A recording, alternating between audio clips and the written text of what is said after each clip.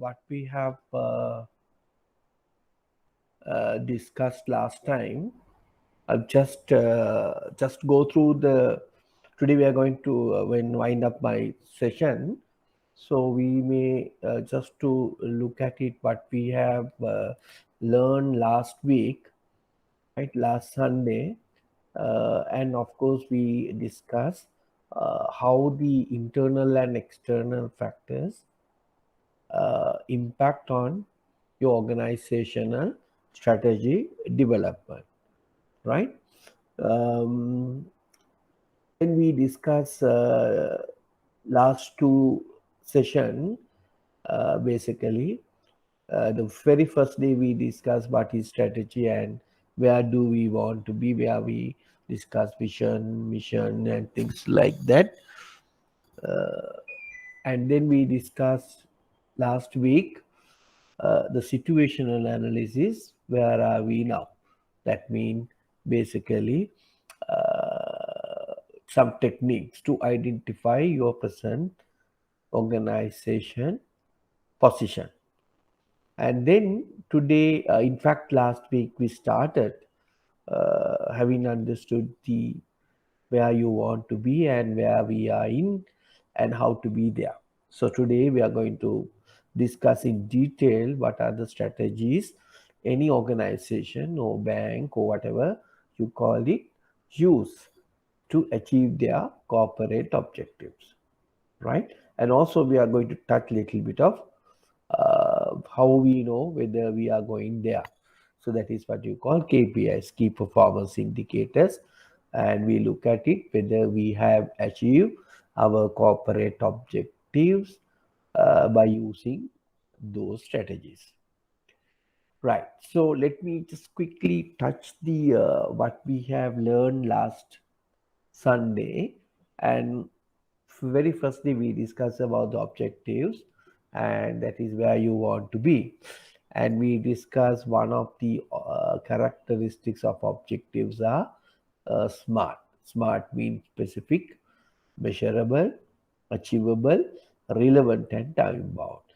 If you set for an objective for an organization, and these are the key characteristics, of course, you need to look at it, right? It should be a very specific, easy to understand, and it can be measured, and it can be achievable, but it's not achievable but challenging achievable targets, then relevant and time bound, right?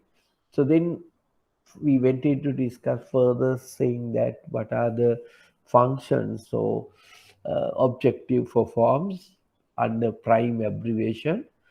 We discuss is facilitate to planning purposes, responsibility, integrations, motivations, and evaluation. So these are the important functions of objectives. Now, this is characteristics, right? So here the functions, planning, because objectives, without objective there is no planning. Now, responsibility means, so who is going to achieve that objective? And objective must be integrated overall organizations towards their goals. And objectives put it some challenging, and it can be motivated you all. And then objective also need for you to basically evaluate. Now, from what you evaluate, for that you need to have objectives, right? So objective functions and characteristics we discussed. Then, as I explained to you, Peter Drucker basically identify if any organization, any bank want to set objective for your organization. He identify 8 areas: market positioning, innovation, productivity, resourcing, profitability, employee relations, social response. These are we call key resource areas. Any organization, they can set their objectives based on these parameters, right? So that's what you need to know about objectives. So then we discuss whatever the objectives or you need to achieve a given guideline. So policy will give you a guideline for the decision making. Whatever you take, you need to frame within your policy framework. So then we went in to discuss strategic analysis. Now, what is strategic analysis? Is talking about evaluating your business present position. Where are you, your organization? Where are your bank at the moment? In terms of various aspects, in terms of profits, in terms of number of loans given, uh, okay, whatever you name it, right? Market share, your present position. Now, in order to identify your present position, strategic planners can use different techniques. Now, present positioning identifying me your business environment. Now, as you well aware, your business environment consists of three environments. Some we call them as internal environment, others we call external environment. Internal environment and external environment. Some people divided external environment into two. One textbook say general environment or task environment. Right now, basically, your banking environment, business environment can be divided into two. One is internal environment and other one is external. This is internal environment, right? That is your own organization environment. Then your external environment, total external environment, can be further divided into two. One is general environment or task environment. Some textbooks say macro environment and micro environment. So both tell you the same. So the general environment will mean the factors that are uncontrollable. That means you can't do anything for these changes. How you call these factors? And we call them as political, economical, natural or environmental, like that. All these factors. And your task environment, that is what you call the macro environment. Pestle factors we call. How these factors impact your business, right? Then you have a task environment, the environment which is close to your environment is called task environment. Or some textbook they say in micro environment, where are your competitors, where are your customers, right? All are basically very close to your organization, right? This is how you divided your business environment. Right. Now we discuss in detail. We want to find it out your present position with respect to your environmental factors. How these environmental factors impact. What are the strengths and weaknesses you're going to face? And what are the opportunities and threats? Market or environment facilitate you, right? Now we have identified different type of techniques. One technique is we discuss. First we look at from the external point of view, that means external environmental. We discuss two main techniques. One is pestle analysis and Porter's five forces analysis. And there's internally we want to find it out your present position. For that we use a lot of techniques. One is resource audit technique, Porter's value chain, product life cycle techniques, Bonsall consultancy group techniques, gap analysis techniques, and benchmarking. So these are the analytical tool available for you to identify or analyze your internal environment as external environment, you have a pistol and fortress fight. So then both internal and external, you can make use of uh, competitor analysis and stakeholder analysis also can be considered. Right. So then we discussed in detail last week what is external environment and how I am going to analyze this external environment. So we discuss in commonly is called the PESTEL analysis. Now you know what is PESTEL stand for: political economy, social, cultural, technology, environment, and legal. Now how these factors impact your business, how the political factors impact your business, how your economic factors impact your business, technology, environmental, legal, and social. Now, what is the usefulness of pestle analysis? Why you need to do all these things? Because we identify these are uncontrollable variables. You cannot control. Suppose when you develop a strategy, because of these factors can impact your strategy, can tarnish your strategy. So therefore, you need to understand these factors, how these factors affect your businesses, right? Because these factors are, I think you're well aware, cannot be controlled. That is why we call them as uncontrollable variables, right?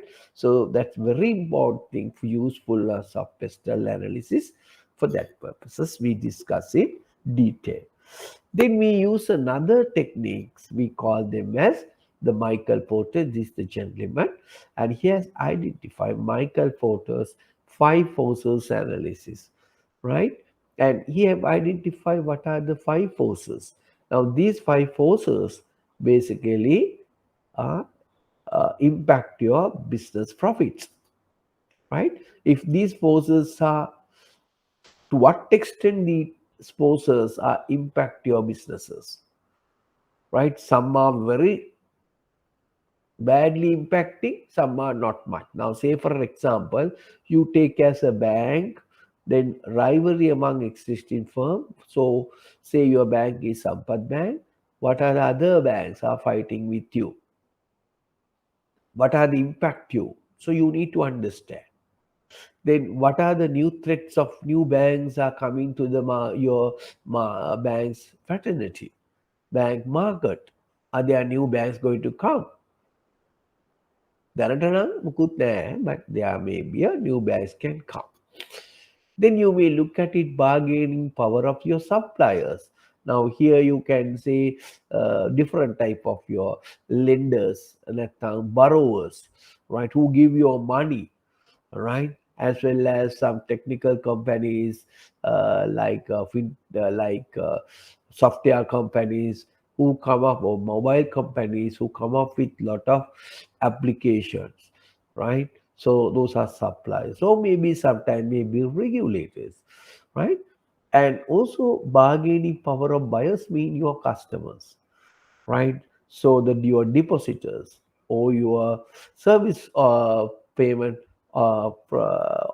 services obtainers, right? So they are demanding from you to give you this product, give you this interest, this give you this facility, like that, right? As well as your bank also be impacted from other substitutes like who? Fintech companies, dialogue mobitel companies, other finance companies. Now say you are a bank, here license specialized bank, finance companies, insurance companies, stock market, fintech companies also can have an impact on your business. So therefore, you need to identify by using Michael Porter's five forces how these forces impact your businesses, right? So we discuss those things in length. Then we discuss about the competitors play an important role because you need to understand your competitor. And we discuss in detail last week how a competitor can destroy your strategy. I'll give you an example of Coca-Cola and the Pepsi-Cola was the first Pepsi-Cola introduced to the Sri Lanka. Now what happened to that particular market, right? So I gave you this detailed scenario on this. Now competitor analysis play an important role because you need to understand your competitor. What are their strengths? What are their weaknesses? Right? So then only having identify your competitor, of course, then only you can fight with them. So that is why, especially this competitor analysis came from the war. So in the war, what you need to identify your uh, competitors' strengths, weaknesses. Then you make use of their strategies accordingly, right? So that is why we need to analyze your competitor. So we discuss those things in details, right? So these are basically external factors, how these factors impact your businesses. Then we discuss in details the internal analysis, right? How you, okay, any question? Any questions, Sudha? Anyone want to ask a question? Right? No? Right. So therefore, remember, when we discussing all these things, uh, mind you, uh, it is easy, right? It is very important for your day-to-day lives, in your banking life. So then we look at it, some of the internal factors. Now we discuss external factors are uncontrollable. So internal factors, therefore, to some extent, you can control yourself, right? So here, why we need to understand external factors and internal factors, because internal factors you can control, then therefore you can make use of to meet the uncontrollable factors. That is why we need to analyze our internal factors, because these internal controllable factors can be used to counterattack or attack or sort any changes taking place in the external environment. For that, we discussed there are two types of famous techniques in detail last week. We call them as product life cycle and BCG. Product life cycle and BCG. That's right. I've just given you all these things just to summarize, right? Just to continuation. And one techniques we use our product life cycle. Now, every bank or every organization, you may have a products bundle of product. අපි කියනවා කලබක් කියලා කියන්නේ bundle of product to sell to your customers. Now, say for Unilever, they have sunlight, they have a detergents, they have healthcare, like that. A lot of products various type of products they have. So that is what we call product portfolio, right? In banks also we have a products and services, like from different type of children's products, different type of savings products, different type of credit product, different type of services, like we also have. For that, we need to understand where your product is in your product life cycle. Now, say you, as a student of you, most of you are maybe less than 30, I hope, right? So, which stage in your life? So, you are in a about to mature. You may, right? You are maybe Z generation or Y generation. So, you are going to about to mature. So, you are maybe in this grade, in that case, or latter part, or some are here, some are middle here. So you are going to what? You're going to be a mature person after once you reach your 30, 35, 40, 50, you are going to be a matured guy. Then only you earn a lot of profits. Likewise, your products also in your product portfolio have a different stages.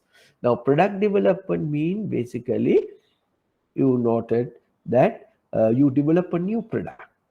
Then once you introduce to the market, that is introduction stage, and based on your growth, sales increase, and time is come down. This is your maybe your sales, and along with that, how much you're going to spend to earn this profit.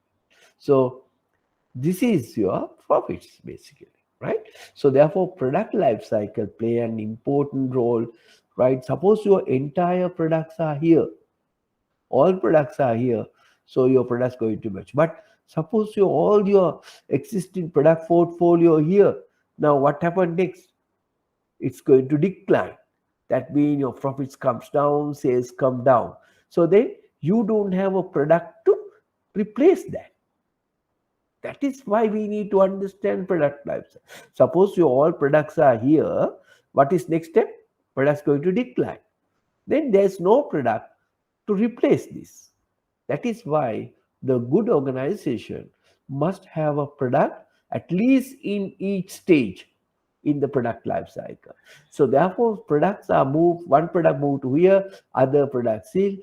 That is why we call product life cycle is basically constantly reviewing, developing product, right? So PSC identify where your product life cycle in your product portfolio.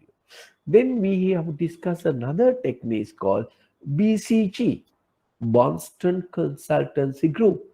What these university people identify, your product and services like PLC, like product portfolio, can be put into one of these quadrants.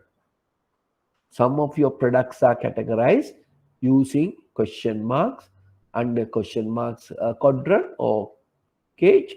Some products are star card, some are cash cow, some are dogs. Now, what are the two lines you're using? Market growth and the market share. Now, these things can be easily plotting based on a lot of software packages available just to calculate your, say for example, children savings market.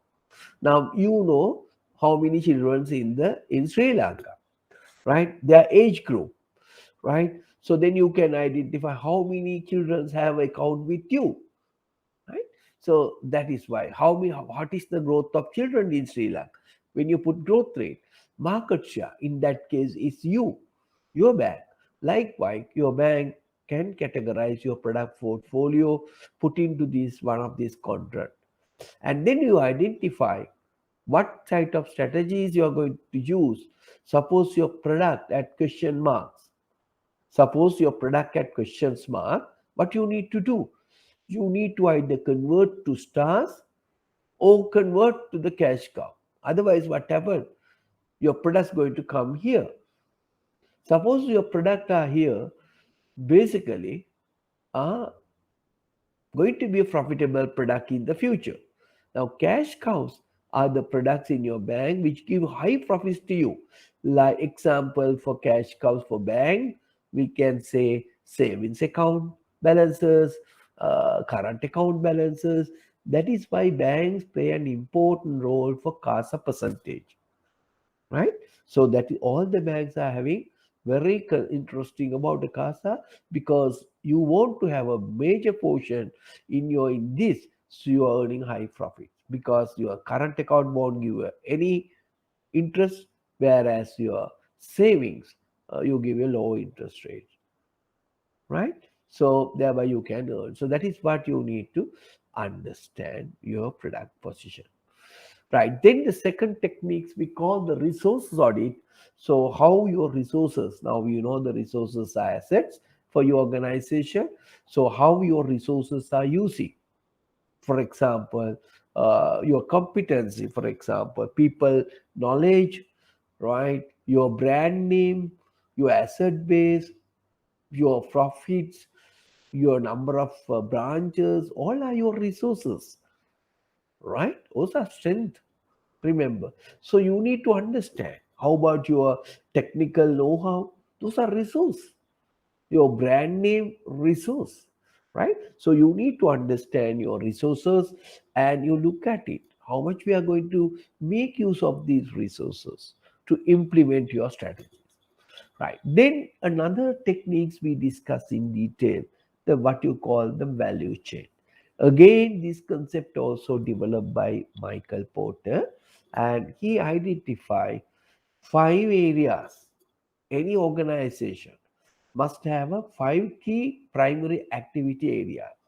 In order to do the primary activities, right, in the value chain, what Michael Porter said, there are some supportive activities, right? Some banks are take closed sections, closed divisions like that.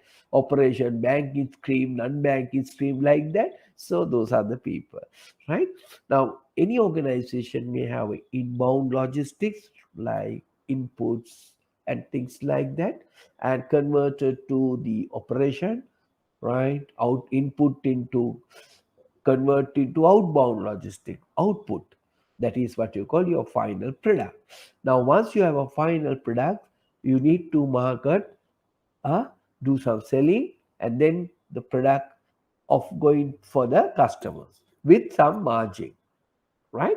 In order to support these primary activities, every organization is having these four supportive activities. You must have a better procurement, technology development, have a good human resource, and good infrastructure, right? So through analysis, strategies analysis, what we are trying to do, we find it out in this process where we are have a problem in order to carry out these primary activities.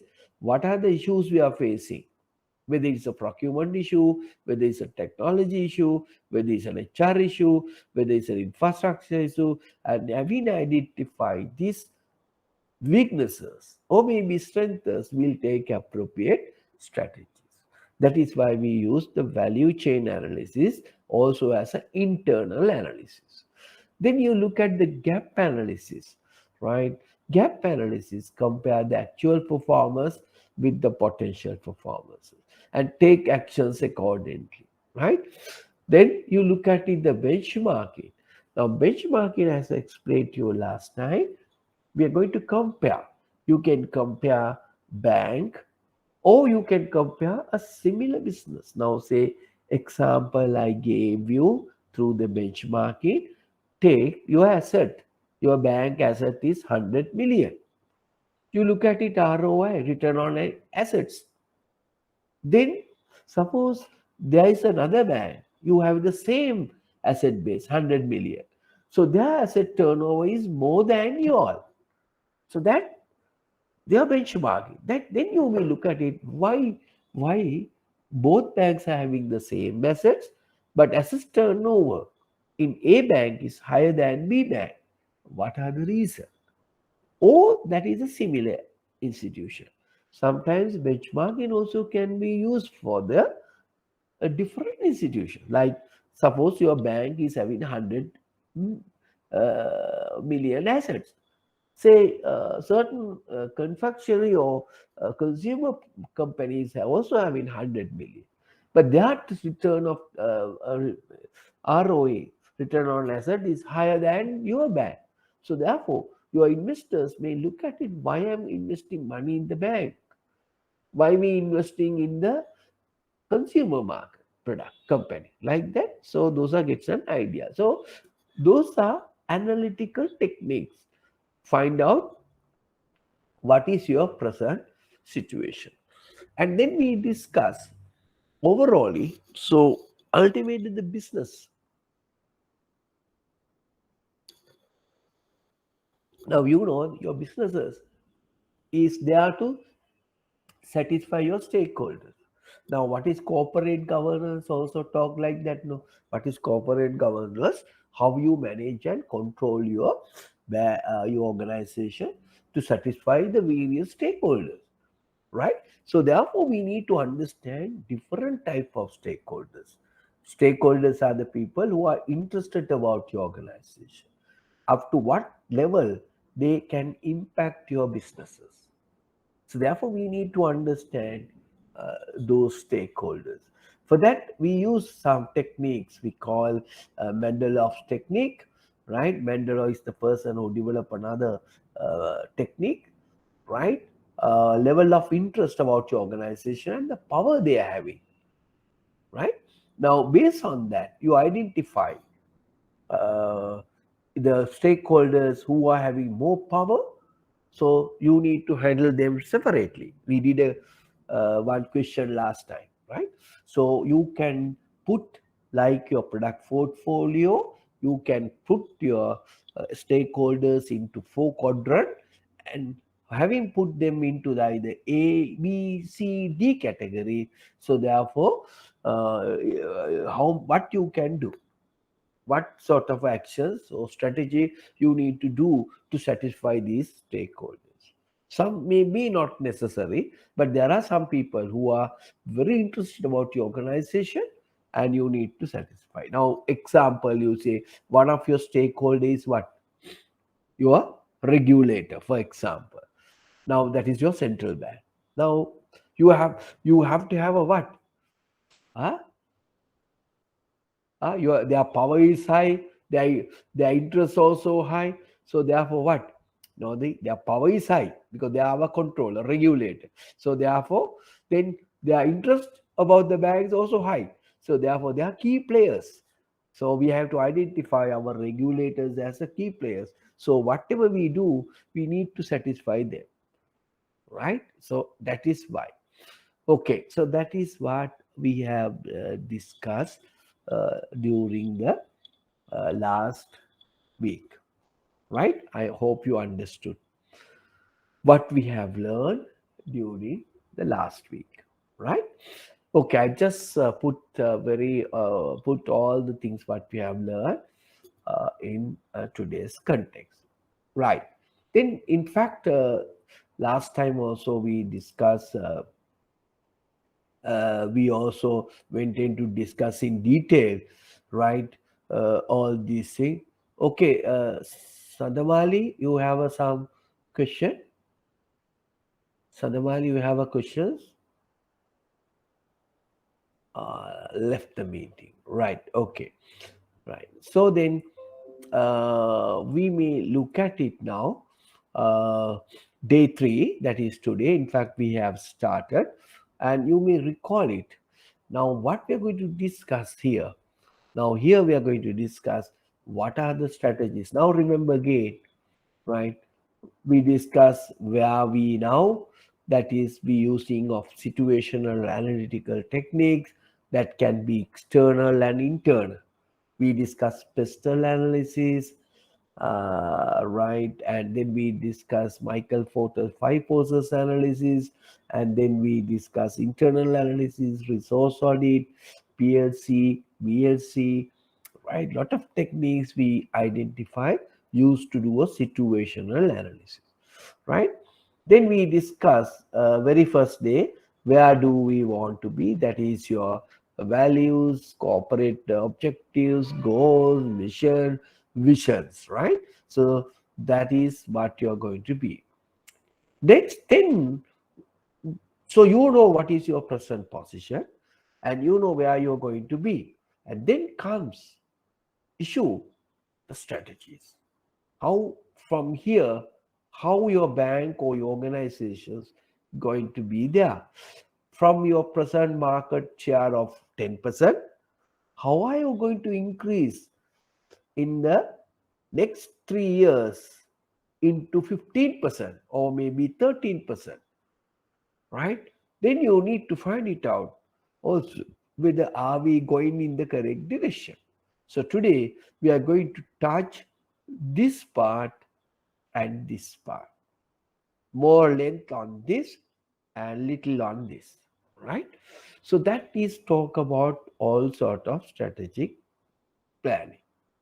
Right, now example.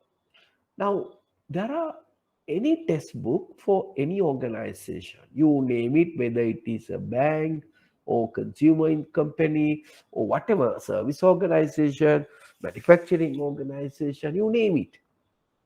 Any organization use these 4 broad strategies for development of your businesses. Now, last week we discussed why we need to expand my business, why we need to grow your business. We discussed last week in very simple language. Okay, one thing is why we need to improve your business, earn profits, earn profits, right? Survive in the market, survive in the long term, personal fulfillment, right? Diversify your risk because you are in the same business. If something happened to that business, you don't have a business. So now people are diversifying your business. They go into the different businesses, right? So therefore, in order to, or sometimes for survival also you need to use some strategies, right? That is what you call the defensive strategies for survival purposes. Now we look at it, all these four main strategies in detail, right? So four broad strategies you can identify as intensive strategies, integrations or integrative strategies, diversification strategies, and defensive strategies. You name it, any organization you know, bank or whatever the organization, they use these strategies. One of these strategies or mixture of these strategies. Usually, if you want to improve your business, if you want to grow your business, they are using these three strategies. What? Intensive, integration, diversification. But if you want to protect your business, you may use defensive strategies, right? I think now you have an idea about what are the type of strategies. Okay, so we'll discuss in detail now. These things we discussed last week, but I will put it in a different angle. One type of strategy, you can use it. Intensive growth strategies, right? Intensive growth strategies. We'll take, for example, how you use, how a Sri Lankan banks are using these intensive strategies, and how uh, the consumer market like Unilever use these strategies to expand. Right now, before that, let me explain to you what is this intensive strategy. Intensive strategy means there's nothing new. What you're trying to do, you are going to sell your product, right? So these are, we call them as growth strategy, development, current market. Now you have a product and services at the moment. You can make uses of your product and services catering to your existing market. So there are three techniques or three strategies you can use under intensive growth strategy. Right? Under intensive growth strategy, there are three strategies: market penetration, market development, and product development. Clear? Now, let me try to explain market penetration strategy. Now, what is market penetration? Getting customers to use your product more. Right?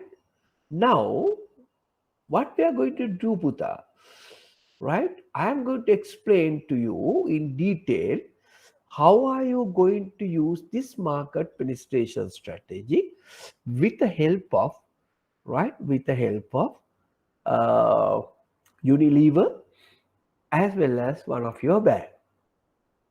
Okay, right. Now, let me take now market penetration strategy. Now, market penetration strategy comes under intensive growth strategy. You are trying to improve your business or improve your deposits, for example, for a bank, or improve for your sales, for example, for Unilever, by selling same product to your existing customer. Now, I will first take the Unilever as an example. How Unilever use this market penetration strategy to improve their business. Now I'll take an example, Puta, very simple. You may recall it and you will understand very easily. Take Signal, toothpaste, right? Toothpaste. Now, how Unilever improve their sales by increasing their toothpaste. One point is Unilever telling existing users to use more. For that, they may use some tactics. They use some promotional marketing mix elements they are using. Right now, you may be heard all these they are commercials. මතකයිද? මතකයිද මොකක්ද කියන්නේ? ඔබගේ දරුවාට දවසට දෙපාරක් දත් මදි. පුරුදු කරන්න. දැන් ඉස්සර එක කස්ටමර් එයා එකම තමයි දත් මැද්දේ. උදේට විතරයි. දැන් Unilever කියනවා through the advertisement market penetration existing users to use more. How they say ඔබේ දරුවාට දෙපාරක් දත් මදි. රැටත් දත් මදි. මතකද commercial කාටත් කියන්න රැටත් මදින්න මතකයි නේද මේවා. දැන් අර ෂේප් එකේ කියනවා. එතකොට ඉස්සර උදේට විතරක් මැද්ද ළමයා එතකොට මාසෙකට යනවා එක ටූත්පේස්ට් එකක්. දැන් රැට මදින්න ගියා මොකද්ද වෙන්නේ? ලිෂා ටූත්පේස්ට් දෙකක් ඕනේ. හරි නේද? එතකොට බලන්න දැන් ඔය සංගක්කාරව යූස් කළා ඔය ලයිෆ් බොයි දැන් මේ දවස්වල කොවිඩ් ඉඳලා ඒක තවත් හොඳයිනේ. මොකද කියන්නේ? අත හොදන්න කියන. 1 2 3 4 5 මතකද ටීවී කොමර්ෂල්ස් එකේ අත හොදන්න 1 2 3 4 5 දැන් අපි කොවිඩ් ඉඳලා පොඩ්ඩක් අතන අත හොදන්න මොනවද යන්නේ? සබන් යනවා. ඒව නැත්නම් අපේ ලික්විඩ් ඉවර වෙනවා. එතකොට එකම යූසර් වැඩිපුර යූස් කරනවා. Right? Now this is how Unilever use market penetration strategy. Existing users to use more. Right? Okay. Let's look at banks. Our banks are doing? Yes, we also do. How we do? We have a savings scheme. Now I think the commercial bank is having the progressive savings scheme. Pan Asia, a lot of banks are having, right? The deposits amount, they will change your interest rate. More you deposit, they will change your interest rate. Or otherwise, for children, what they do? If you deposit 5,000, they give you something till. Then if you make it to 5,000 to 10,000, they give you something else. Like that. We also do the same thing. So what you're doing, we ask our existing customers to use more or deposit more. So what is the strategy we use? The market penetration. Clear? That's one. The second market penetration strategy is non-users to use. Suppose those people, now say for example, right, take again the Unilever, right? Now Unilever, they want to sell their toothpaste. Those people have never used toothpaste. දැන් ඔයගොල්ලන්ට hina වෙනවා ඇති එහෙමයි නෑ. සමහර ඉන්නවා. සමහර අය අර අඟුරු වලින් මදිනවා, දන්තා මුක්ත වගේ අර ඒ වලින් මදින අය ඉන්නවා. ඒව කොටසකුත් ඉන්නවා. right? එතකොට මොකද කරන්නේ? එතකොට Unilever දැන් මොකක්ද ඒගොල්ලෝ කරන ස්ට්‍රැටජි ඒගොල්ලෝ අද්දගන්න. ඔයගොල්ලන්ට මතක ඇති ඒගොල්ලෝගේ අලි සිනහා බෝ වේවා කියලා දැන් නම් අර කොවිඩ් ඉඳලා යන්නේ අලි යනවා වෑන් එකක් ගිහලා මොකද කරන්නේ? සිනහ බෝ වේවා කියලා දරුවන්ට සාම්පල්ස් දීලා අර ටූත්පේස්ට් එකට බැංකු මොකද කරන්නේ? Now say we are in one particular branch. Say Nugegoda. දැන් නුගේගොඩ branch එකේ වටේ තියෙනනේ catchment area එකක්. ඔයගොල්ලෝගේ branch එකේ customers ලා ඔය branch එක වටපිටාවේ අපේ ගිනුම් නැති අය නැද්ද? තියෙනවනේ. දැන් ඔය අපේ බ්‍රාන්ච් එක නුගේගොඩ නම් ඒ වටපිටාව වපසරියේ අපේ account නැති අය ඇති. එහෙනම් අපි මොකද කරන්න ඕනේ? අපි මාකට් පෙනිස්ට්‍රේෂන්. ඒ නැති අපේ වෙළඳපොළ කොටසේ අපේ ගිනුම් නැති අයව අපි ගන්න යනවා. කොහොමද ගන්නේ? අපි ඉස්සරලා ගියානේ දැන් නෑ යන්නේ house to house campaign. මතකයි නේද? ගිහිල්ලා අපි ෆ්‍රී ගිනුම් ආරම්භ කරලා දෙනවා. එහෙම නැත්නම් අපි මොකද කළේ? බබාලා හම්බෙනකොටම ස්පිරිතාලෙට ගිහිල්ලා gift token දෙනවා. මතකයිනේ? හැම බැංකුවක්ම කරා ඕවා. බඩ කුස්සිය තුල ඉන්නකොට වගේ account open කරනවා. Non-users use. හරි නේද? Right. So that's also a market penetration strategy. Another one. දැන් අපේ catchment area එකේ ඉන්නවා අපේ බැංකුවේ accounts නැති වෙන බැංකුවල accounts තියෙන අය. එහෙම නැත්නම් අපි ගමු Unilever ගේ. දැන් මේ Unilever එකේ ඉන්නවා toothpaste එක අපේ signal නේ. දැන් Unilever එක අපි දන්නවා තවත් toothpaste මේ unit signal නැතුව use කරන අය ඉන්නවනේ. එක එක අය ඉන්නවනේ. toothpaste ම use කරන වෙන toothpaste use කරන. එතකොට මොකද කරන්නේ? ඒ අය අපි ගාවට ගන්න. එතකොට එක එක offers දෙනවා. toothpaste එකක් නිකන් දෙනවා. toothpaste තුනක් විතර එකට bundle කරලා දෙනවා. නේද Unilever? අපිත් කරනවානේ ඒක. ඇයි අපි කොහොමද කරන්නේ? අපි කියනවා අපි ගාවට account අපි nominee account එකක් open කරනවා සමහර වෙලාවට. Free account. Or we'll ask a competitor people to come to my bank by offering what? Higher interest. Higher services. දැන් අපි housing loan වලත් කරන්නේ ඒකමනේ. Redemption. අපි save අපි සමහරට credit card වලට කිය ඕන credit card එකක් අපි ගාවට ගේන්න කියන. Are we using? Yeah, we are using. So we are using market penetration strategy. So these are not a new thing, Buddha. These are most cost effective. Remember, the strategies are costly, but these are less cost strategies. Right? So you see, banks are using. These are we call market penetration. These are we call intensive growth strategy. We have another intensive growth strategy. What is this second intensive growth strategy? Second intensive growth strategy, we call them as market development. What is that? Market development. Now, what is market development? Now, your product, you are going to expand in Sri Lanka. You need to be distributed each and every outlet. Why we are opening branches? Because if you are not open branch in the Mayangana, you believe that Mayangana comes to the Colombo to open an account? No. That is why we open branches. That strategy we call market development. Or otherwise we make use of some internal IT packages, but rural areas, they may not using such technological driven methods. So therefore we need to go open branches.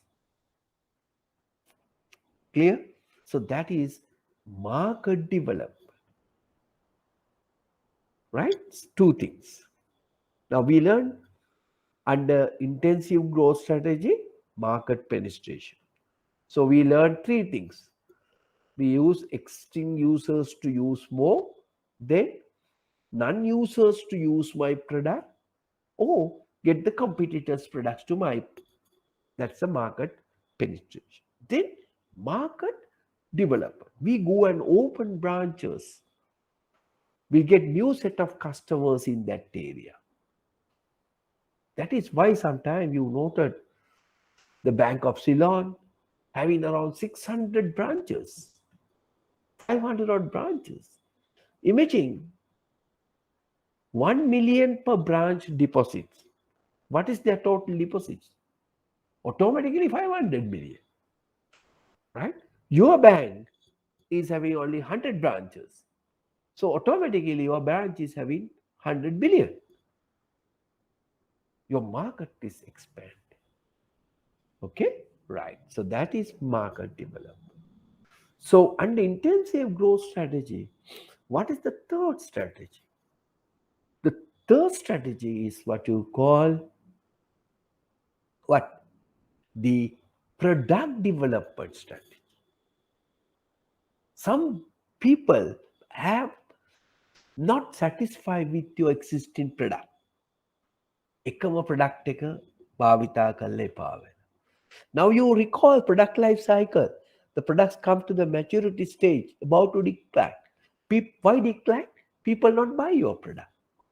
Then what you need to do? Either you need to introduce total new product or you need to modify your existing product. That is what you call product development. Now, totally new products are very much rare. Can anyone tell me what is the new product? One new product is Teflon. You know what is Teflon? Teflon is, when you're cooking, non-stick pans. So that's a totally new product. But most of the time, what do they do? A lot of people are doing, modify your existing product. Think about, last time also I explained to you about Lux. The Lux now the king. Sakura, Manel, එතකොට මොනවාද එක එක ජාති වලින් ආවනේ මේ දවස්වල සකුරාද කොහෙද? Okay, so different way. Sunlight, මතකද කහ කොළ සුදු packing size different, or they introduce දැන් බැංකුත් එහෙමනේ. දැන් අලුත්ම තෑගි සමග lotteries බලන්නකෝ. Lotteries දැන් තෑගි වැඩිත් එක්කම හදාන. Right, now they also change, right? People buy. Now there are 8-9 shifts per day, right? Now they also change. People need. Then වැඩි තෑගි සමග අලුතෙන්ම what is the product they introduce? හන්දහනද මොකක්ද එක? දැන් වැඩි නාග තෑගි රටා සමග, that is what. So these are the people, lotteries people. What they do? They also introduce the product, but ultimately it's a lottery, but comes in a different format. Okay, so that is how they expand their business. I think now you understood. Okay, Ruchika, Ruchika, you understood? Ruchika, Ruanti, Yes, I understand. Right, okay. These are what you call, these are important 3 strategies, right? Okay, so that is what we've discussed here. The basically intensive growth strategies, right? Now if even though you don't know, we are applying all these things in our banks also, right? So what are the 3 types of intensive growth strategies? What we discussed: market penetration. For that, what you do, right? Then market development. For that, what you do, new location. Then product development, what we do, adding, modify your existing products or introduce totally new product. Okay, right. Now we learn what? Intensive growth strategies. Now we look at it, another strategy. If you want to improve your business, what you call integrative growth strategies. Now, again, you look at it, this strategy also growth strategy, right? We want to improve your businesses. Like intensive, remember the earlier intensive growth strategy, and this time we call them as integrative growth strategies. Right? Now let me explain.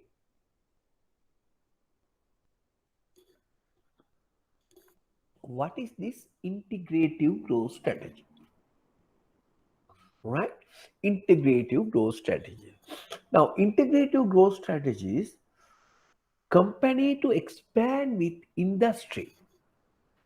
You can do it either vertically or horizontally. either vertically or horizontally. Now, හොඳට අහගන්න. මේවා අමාරු නෑ. මේවා තමයි පුතා ඕගොල්ලොන්ට මම අර හැමතිස්සෙම කියන වගේ when you're going for a PhD, MBA, whatever, these are the strategies. There's no new strategies. But the manner in which they use it is different. But you need to understand what is the basics. Right? Okay, now let's look at it.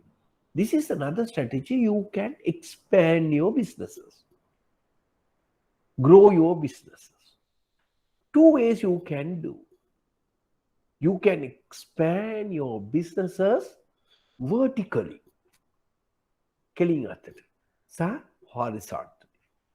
Right? So there are two types of, now earlier we discussed, we have a three type of intensive growth strategies. So now here we have a two type of uh, integrative growth strategies. What are vertical integrative growth strategy and horizontal growth strategy? Now let me explain to you what do you mean by vertical integration. What do you mean by vertical integration? Now think, now a business, right? We have a business. Now you want to improve your businesses. Who are the people involving in your businesses? Suppose you are a manufacturing company, example, right? So you are depend on whom? Your suppliers. If the suppliers not give you say raw materials, however you good, you have some problem. Why? You can't produce the quantity what you require. There's a huge demand, but you don't have a suppliers who give you the raw materials at the correct time. Right? That's the one problem you're facing. Or sometimes you have a good products available, you have an issue with your distributor. You don't have a good network to market your product, distribute about your product. Then what happened? Both time, both occasion, your business get interrupted. Right? One, due to supplier is not give you the raw material for you to manufacture. Oh, what happened? There's no people to distribute your product. Now, I gave you, remember, value chain analysis. Can you remember we discussed value chain analysis?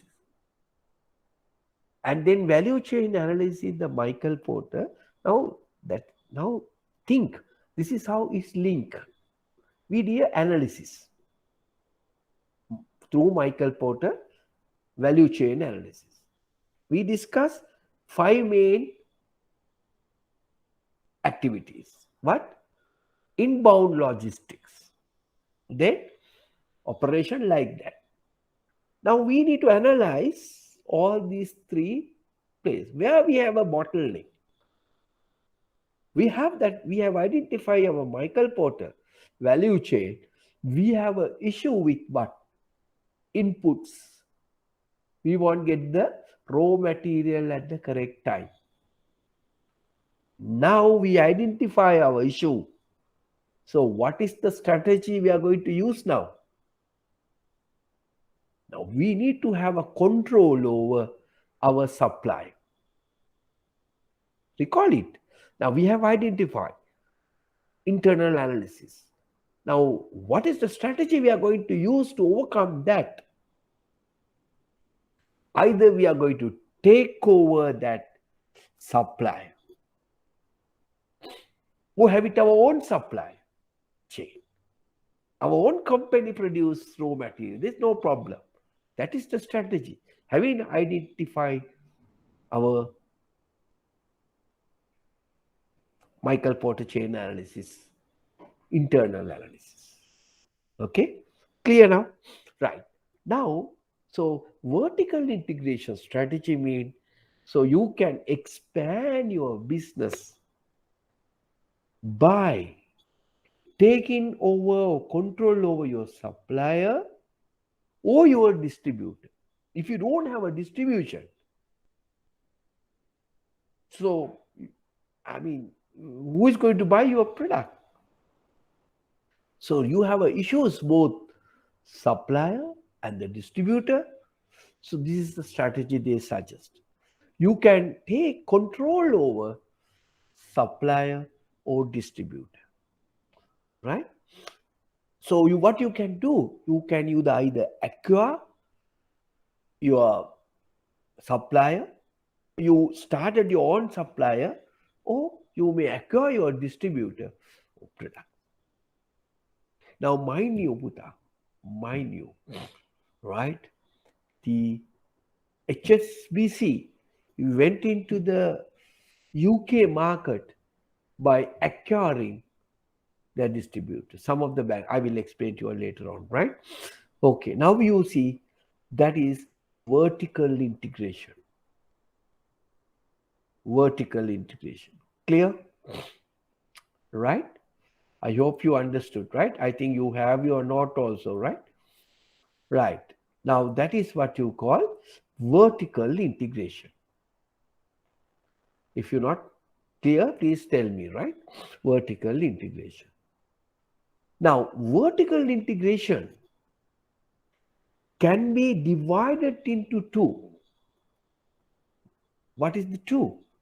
One is backward integration and forward integration. Backward integration and a forward integration. Now, if you have a problem with your supplier, suppose if you have a problem with your supplier, what you going to do now? You're going to take over supply. So that is backward integration. Suppose you have a problem with your distributor, you're going to take over your distributors, have a control on that, and that is we call forward vertical forward integration, right? So therefore, remember, right, vertical integrations, you can further divide it into two. One is forward integration and a backward integration. Forward integrations mean you gain control over distributors, or backward integrations, you're going to take over control of your suppliers. But overall, vertical integration means you take the control over what distributor and the supplier. Once you take over the supplier, we call vertical backward integration. If you take control of your distributor, you call them as vertical forward integrations. I think now you are clear on that, right? So we discussed under integration strategy, we have a two, vertical and other one is horizontal. Now vertical you identify, right? Then what do you mean by your horizontal integration? Horizontal integrations mean you take over your competitor,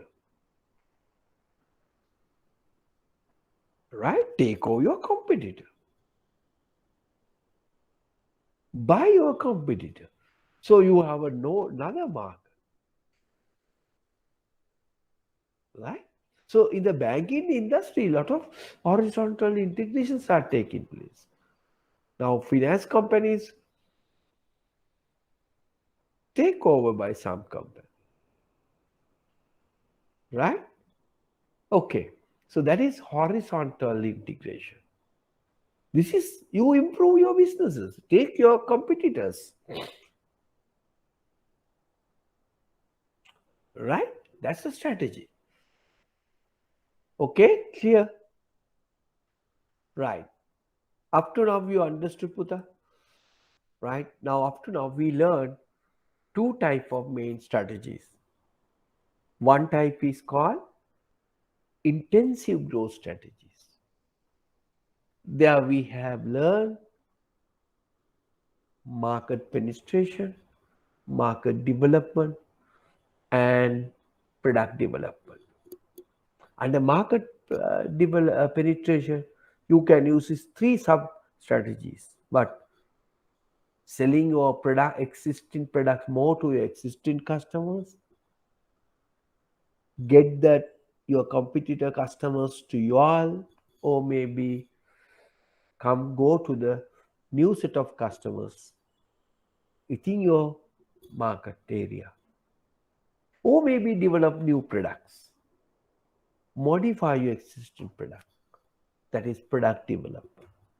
Go and open branches is a market development. These three methods to expand your business. Banks, they are using. Second strategy we use, we call integrative strategies. Integrative strategies mean, Puta, one, vertical integration and horizontal integration. Vertical integrations mean take over control of supplier or distributor. Horizontal integrations by competitor. Vertical integrations, you further divide it into two. Vertical backward integration, where you take the control over supplier. Vertical forward integration, where you're going to control over your distributor. So through that, you improve your businesses. These are the strategy you can use. That is why we all call them as integrative growth strategies. We learned two strategies. You name it. You think any organization, they're using one of these strategies. Okay, right. Now, let me move into another important type of strategy. That strategy is what you call the diversification strategy. What you call the diversification strategy. The diversification, a growth strategy. What do you mean by a diversification growth strategy? Now, what is diversification in Sinhala? Vividangīkarana. Right?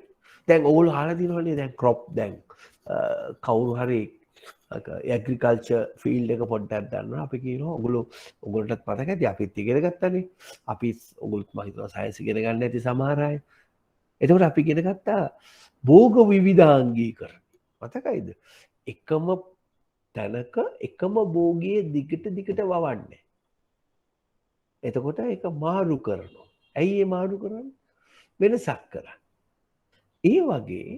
so you can make use of the diversification growth strategy. Again, growth, the word expansion of the growth coming to the sea. Now, why diversification strategy is usually using? Suppose you have existing product using your market penetration. ඇති වෙන්න දීලා තව දුරටත් බෑ දියුණු කරන්න business එක තව දුරටත් බිස්නස් දියුණු කරන්නට බෑ එහෙනම් අලුත් විදිහට හිතන්න now you are going for a new business හැබැයි මතක තියාගන්න those are very risky business now think about the companies who are using diversification strategies and they collapse. Think about banks, financial businesses. I think you must be aware. Now you look at it. Take Swarna Mahal. Take Swarna Mahal. Good example. Swarna Mahal. They have a Swarna Vahini, telecommunication or media. Then they have what else? EAP pawn brokering. Right? They have a Swarna Mahal, the gold shop selling gold items. And they diversify into what? Swarna Mahal Financial Services and EAP Trust. Whatever collapse. So they diversify their businesses, but it's a danger. But they are growing, moving to the different business area, but with a high risk. Right? I just give you a food for thought. Now, this is how banks are going. And this is how companies are going. Think about the Selinco. මතකද කොහොම diversify කරන් ගියාද? But some of these organizations are collapsed because diversification is very risky strategy. Now we'll take again diversification growth strategy. So banks or financial institution or any other business organization sometimes need to be use the diversification strategies. Right? Because they have to use this diversification strategy because they have found that if we want to improve their businesses, there is no enough available business opportunities in the existing market. So therefore, they want to diversify your businesses. Right. Now, accordingly, we can identify the two types of diversification growth strategies. We can identify two types of diversification growth strategies. Right? Now, say example, some of the diversification strategies are something related to your businesses, what you're doing at the moment. Those are we call related diversification strategy. But some of the businesses, what you're doing, going for a totally new businesses, we call unrelated. Or sometimes we call conglomerate diversification, right? Now, like intensive growth strategies, we have a three type under that. Integrative growth strategies, we have a two type. What are the two types? Vertical and horizontal. Okay, so likewise, diversification, right? Also, we have a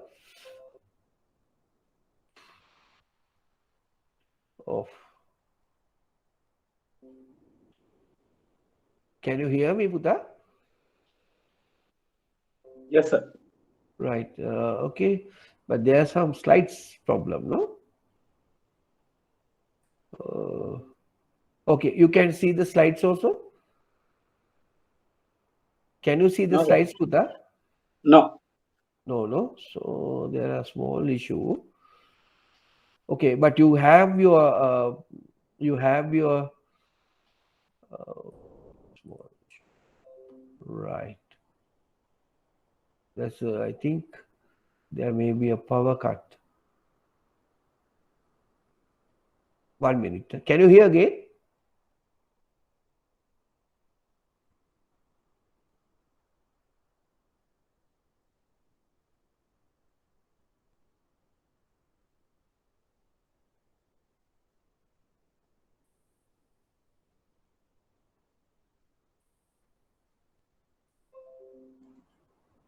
Can you hear? Hello? ඇහෙනවද Yes, පුතා? sir. Yes, sir. හැබැයි මේ slides පේන්නේ නැහැ නේද? Oh, sir.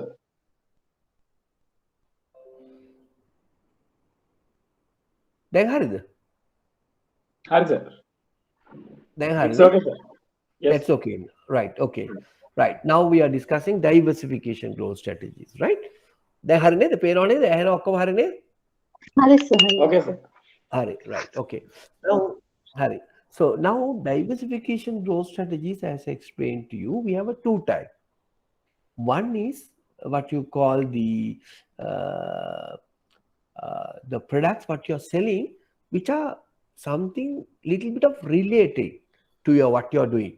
So that is we call concentric diversification. Right? Other one we call, that is we are moving to the totally new, we call unrelated diversification. So diversification, like now we discuss market intensive growth strategies. We have a market penetration, market development, and product development. Integrative strategies, we have vertical integration and horizontal integration. Vertical divided again to two, backward and forward. Likewise, diversification also we have a two type: related diversifications and unrelated diversification. I'll give you a good example. Now take example, again we'll take example as EAP Edrising. Right? Now they have also diversified their businesses. Now they have a EAP pawn brokering, Ugas Seva, EAP Ugas Karu. Right. They have a Swarna Mahal. Then it related neda tika. So they have expand the business. හැබැයි ඒකුල් ස්වර්ණ අරගුල අරක උකස් ගන්නවා ඊට පස්සේ ඒවල ඒවා සින්න වුණාම රත්තරන් බඩු හදලා. අන්න මොකද්ද? What is the business development? Some sort of a concentric diversification, a related diversification. දැන් හිතන්න මේගොල්ලෝ ගියා finance market එකට. EAP trust, or maybe sometimes go to the ස්වර්ණ වාහිනී. එකක් මාරු යනවා අනිත් එක කඩා වැටෙනවා. Unrelated diversification. From that diversification strategy also, you noted sometimes there may be a little more risky if you're going for unrelated. That is what we call conglomerate diversification. Now say banks are going for insurance, banco insurance, something related. Now the related diversification, again, you can have a divided into two. One is synergistic diversification and horizontal diversification. What are these two? Synergistic diversifications and horizontal diversification. Those are related diversification. Now let's look at it. What are the synergistic diversification? Now you come up with new product that are something compatible with your existing product, something complementary to present activities, what you are doing, right? අර අපි ඉස්සෙල්ලා කිව්වා වගේ ටිකක් සම්බන්ධයි. ස්වර්ණ මහල්, EAP Edrising, synergistic diversification, but those are we call concentric, right? Sometimes you are going for a horizontal diversification. You may little difference. Example I can tell you now, the person who manufactures say normal noodles. ඔය හරිශ්චන්ද ගන්නකො හරිශ්චන්ද හදන්නේ මොනවද? අර මතකයිනේ හරිශ්චන්ද packet දිග noodles. එතකොට හරිස්චා එතකොට නෙස්ලේ හදන්නේ මොනවද? නෙස්ලේ හදන්නේ මොනවද? නෙස්ලේ හදන්නේ ඉන්ස්ටන්ට් නූඩල්ස්. හරිද? තේරුණා නේද නූඩල්ස්? රයිට්. දැන් හිතන්නකෝ හරිස්චන්ද යනවා ඉන්ස්ටන්ට් නූඩල්ස් හදන්න.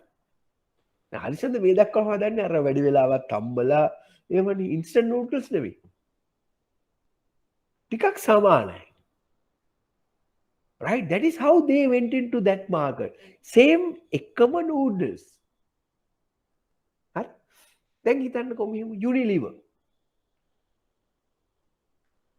Unilever signal හැදුවා. සෑහෙන කාලයක් signal නේ හැදුවේ.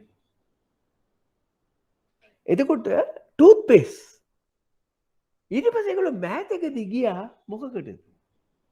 herbal toothpaste. herbal මතකද ඊට පස්සේ මේ සිද්ධාලේප කිව්වේ ඔය සුද්දා දන්නවද මේ herbal හදන්න එන මේවා කචල් ටිකක් ගියා.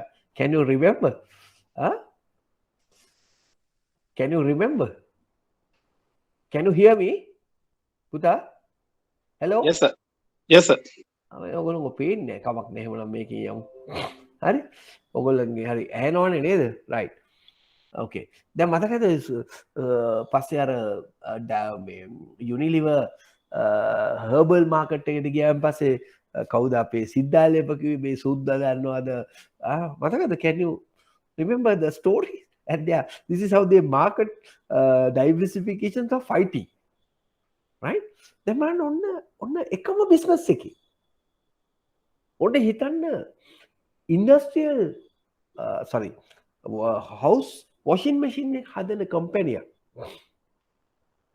යනවා industrial housing machine හදන්න washing machine හදන්න but same product line එකේ but a development. These are we call horizontal diversification. වෙනසක් වුණාට තමුන්ගේ product එකට සමානව යන්න. Right? Okay, if you are going for a දැන් තව එකක් ගත්තොත් එහෙම අර අපි ගත්තොත් දැන් මිල්ක් පවුඩර් හදන එක දැන් ගන්නකෝ පැලවත්ත එතකොට ගන්නකෝ අපේ හදන මොනවද අනිත් highland what they are doing they have a yogurt, right? Complementary product, same business එකේ. This is how they expand their businesses. But if you are going for a conglomerate diversification, that means so you are going for a totally different businesses, unrelated businesses. So therefore, risk is very much high. Like example, I quoted to you the Swarna Mahal or EAP, yeah, something similar, but they are going for a financial business. Totally different business. These are we call conglomerate, but can go.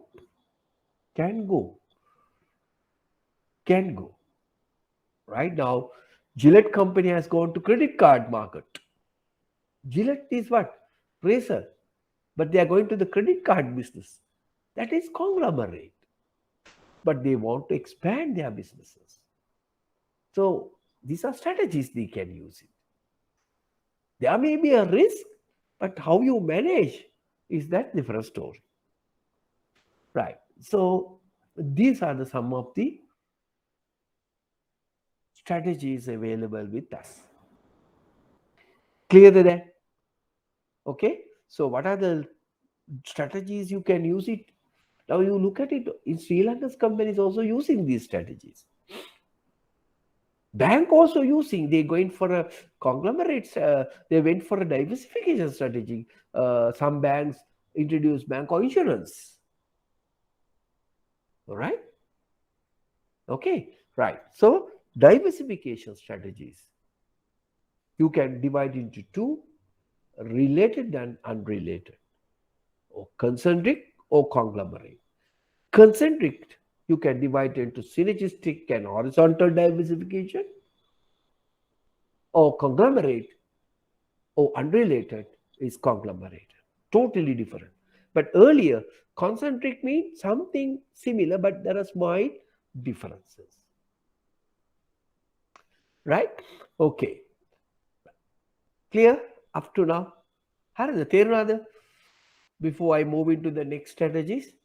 Clear? හරි පුතා? Okay. Yes, sir. Right, okay.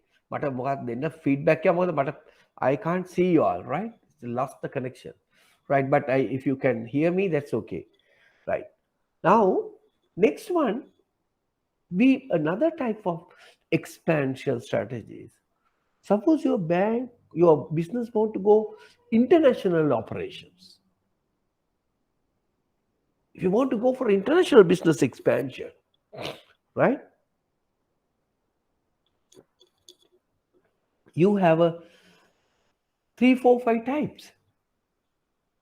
Now I will going to explain all these things. We call foreign market entry. Now how Nestle comes here? How Unilever comes here? How McDonald's comes here? How Coca-Cola company comes here?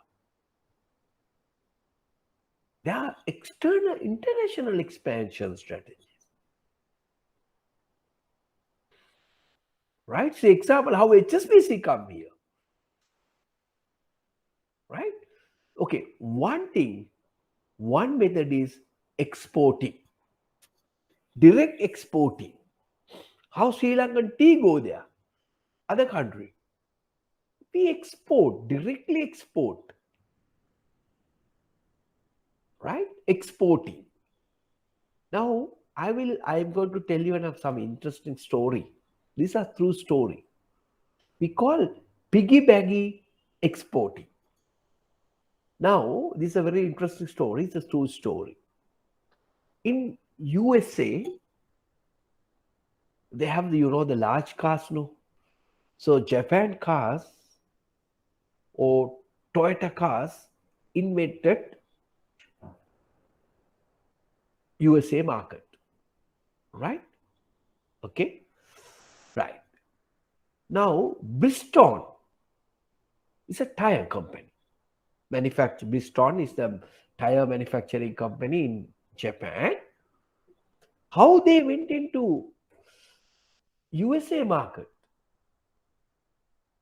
ඒක හරියට අර ගමරාල දිව්‍ය ලෝකෙ ගියා වගේ. මතකද ගමරාල දිව්‍ය කොහොම කාගේ නැට්ටේ ඉල්ලලාද ගියේ? මතකනේ අලියාගේ නැට්ටේ ඉල්ලලා තමයි ගමරාල ගියේ. නැත්නම් ගමරාලේ දිව්‍ය ලෝකෙ ගියේ නෑ. අලියා ගියාන් පස්සේ අලියාගේ නැට්ටේ ඉල්ලලා ගමරාලටත් දිව්‍ය ලෝකෙ යන්න පුළුවන්. බ්‍රිස්ටෝනුත් ඒ වගේ තමයි. Now, the Toyota company, they send cars to American market. Export. They appoint agents, and through the agents, they distribute. Now, during that time, in USA, there is a very famous tire called Firestone, a brand name, right? Firestone, Firestone. What is Toyota company tires? They install it. What you call the Japanese car is the Bridgestone. Right? These are true stories, right? Very interesting. Now, American people, they have noted that the tires coming to the American through Toyota are good and less costly and more durable. And these American people try to look opportunities for get that Bristone's tires separately to the America. Right? එහෙමනම් Bristone's ඉස්සල්ලාම ඇමරිකාව market එකට ගියේ කොහමද? කාගේ කරේ නැගලාද? මතක තියාගන්න. Toyota කාර් එකේ නැගලා තමයි ගියේ.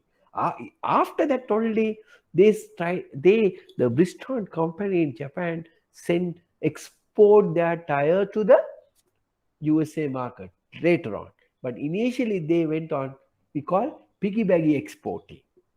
Right? These are market entry strategies. අපි යන්නේ අරයාගේ පහනෙන් එළිය ලබනවා කියලා අපි කියන්නේ. දැන් හිතන්නකෝ banking වල I'll tell you a good example. I think you will agree with me. දැන් ඔන්න promotion එකක් දෙන්නවා. අපි තුමේ executive promotion එකක්. දැන් ඔන්න CEOට හරි DGMට හරි තව ළමයෙකුට දෙන්න ඕනේ promotion එකක්. හරි? cut off mark එක අපි හිතමු 45යි. cut off mark එක 45යි. හැබැයි අර interested party ළමයාගේ mark එක 43යි. එතකොට මොකද කරන්නේ? අර cut off mark එක 43ට ගේනවා කවුරු හින්දාද? අර ළමයා හින්දා. ඒ ළමයා 43ට හින්දා අර 44 ළමයාටත් අර එයාගේ පිහිටේ යන්න පුළුවන්. ඒ වගේ අනන්ත බැංකුවල වෙනවනේ නේද? වෙනව නේද? සද්ද නැත්තේ එනව නේද? එහෙම ඒවා වෙනවද? හෙලෝ? ඒවා එනවද? හෙලෝ? පුතා ඒ වගේ ඒවා වෙනවද? බයයි නේ කියන්නේ. ඒව වෙනවද ඒ වගේ ඒවා? ඇහෙනවනේ පුතා? Yes, sir. ඒ වගේ ඒවා වෙනවද කිව්වම නිකන් සද්ද නැහැ. ඒක ඇබැලි ඔයගොල්ලෝ ඉන්නවද කියලා. Right, okay, කමක් නැහැ. Hari. Another method. Second method is what you call turnkey project. I will come back to turnkey project, right? Then I will look at it fully on subsidiary. Can you give me an example in Sri Lanka? Then ඒ කම්පැනිය ලංකාවට ඇවිල්ලා business කරනවා. Example, Nestle company. Or even Unilever. They established a subsidiary, but the Unilever and Nestle company is somewhere else, parent company. But they have their own manufacturing arm here. That is called subsidiary. Right? Okay, so another method of how Nestle company and Unilever company move into another, improve their businesses. Right? Okay. Turnkey projects mean, Puta, is like this. Now, turnkey project is going for especially for if you want the construction company want to expand their business. Now, I'll give you an example. Sri Lanka, we had it one. In our harbor, we call Jaya Terminal. Suppose the cost and the technical know-how is very costly. What happened? We'll give another construction company.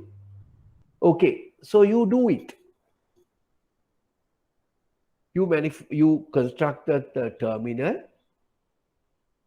Till 5 years, you can enjoy the profits. Right? That is why we will work it out for investment appraisal, payback periods and everything what we do. Okay, so what is your initial cost? How long you take to recover the money? And then after completion of that period, we'll hand it over, the contractor hand over the company to the motherland and they win. Now, a lot of highways in other countries who do like this. Right? So that particular country give you the entire project. So you say, for example, but of course we need to look after monitoring everything. Okay, we'll give you a highway. අයි අපි හදන්නේ මේවා. අනිත් පැත්තෙන් බෑ අපි හදන්නේ මොකද? අපි හැදුවම හොඳයිනේ. අපිට something එක එනවනේ. අපි දෙනවා කම්පැනි එකට. දීලා කියනවා හරි ඔයා හදන්න උඩින් හදන්න රේල්වේ ට්‍රක් එකක් හදන්න මොනෝ රේල් එකක් හදන්න Gold Road to Port. We won't spend any money and you can earn 5 years ඒකෙන් හම්බ කරන 5 years ම අපිට එපා සල්ලි. හැබැයි අවුරුදු 5ක් ගියාන් පස්සේ අපිට ඒක බාර දෙන්න. That is turnkey. Key එක අපිට දීලා යනවා. Another how international constructions company move into the other businesses, right? Okay. What are the three methods? Exporting, turnkey, and or subsidiary. Another method of franchising. What is franchising? Now, how McDonald's, KFC come into the Sri Lankan market? Through the franchising arrangement. Now, SoftLogic have a franchise with what? Burger King, no? ABC, Abbas have with McDonald's. And Kagis have a KFC. That is franchising. So this is how all these McDonald's, Burger Kings, and all these food companies enter into the other country, expand their businesses. හැම රටකම තියෙනවනේ කොහොමද කි ඒගොල්ලෝ ඇවිල්ලා හදන්නේ ලංකාවේ අය කරා. That is arrangement, franchising. Now how Coca-Cola company market their product in Sri Lanka or in other countries? What is arrangement? So that arrangement we call the licensing. We call the licensing. Right? Now, if permissions by one company to another company to use their logo, they need to buy products from the raw material from or the powder from that parents company. They used to use their logo and all. It is called licensing agreement. So then somebody can ask from me, so what is the difference between licensing and franchising? Are both the same? No. There are different. Licensing, you are giving power to use their logo. They will support with your some TV commercial or whatever. And you need to buy a powder, and locally they bottle it and sell it. They don't much control over the product. So that is why if I request you to do this one, you please do that. You drink the Sri Lankan Coca-Cola and you drink a bottle of Coca-Cola when you go for another country, especially if you can go to the developed country. You see the difference. Totally difference. Then Coca-Cola, how can we two different tastes? Because Coca-Cola company, they are not much involving in that quality in Sri Lanka. But once it's come to the franchising, the franchising is a hybrid, because they will look at it two things: service as well as the product. Now you look at it when you go for McDonald's, wherever you go, their logos and their arrangements, they all are same in the world. And their service also same, their food also some same. Because they have a more control because of hybrid nature of that product. Right? So therefore, that is the difference between licensing and franchising. Now you will understand how these McDonald's, they are in the world, how they expand their businesses. Licensing agreement. That is there. Wherever you go, they go for licensing agreement and franchising agreement. Right? Okay, this is the way you can go. We discuss exporting. We discuss all turnkey projects And we discussed the third one is what? Third one we discussed the wholly owned subsidiary, licensing, franchising. What else? You may have a joint venture. Now, classic example, joint venture in India, Maruti Suzuki. Maruti is an Indian brand. Suzuki is a Japanese car. So Suzuki want to come into the Indian market. The Indian market is a huge market. Indian market is a huge market where you want get more businesses, but India is prohibited. But they open. Okay, so give us the technical support, and we give you a labor and other things. That is joint venture. This is how Suzuki car company came to India, and they put name called Suzuki Maruti. Sharing expertise, sharing risk, sharing cost. Right? This is how you see there are a lot of companies going to like that. Another method is these are not international method. Another method is called strategic alliances. Now, strategic alliance is a partnership between two or more developed to achieve a specific goals.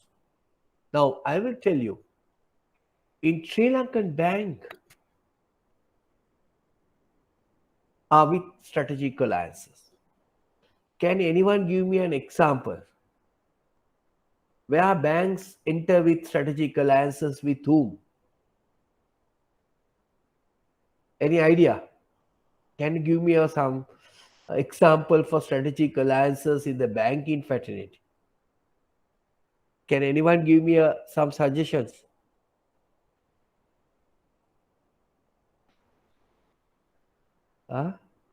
Some suggestions? Anyone? Give me an example.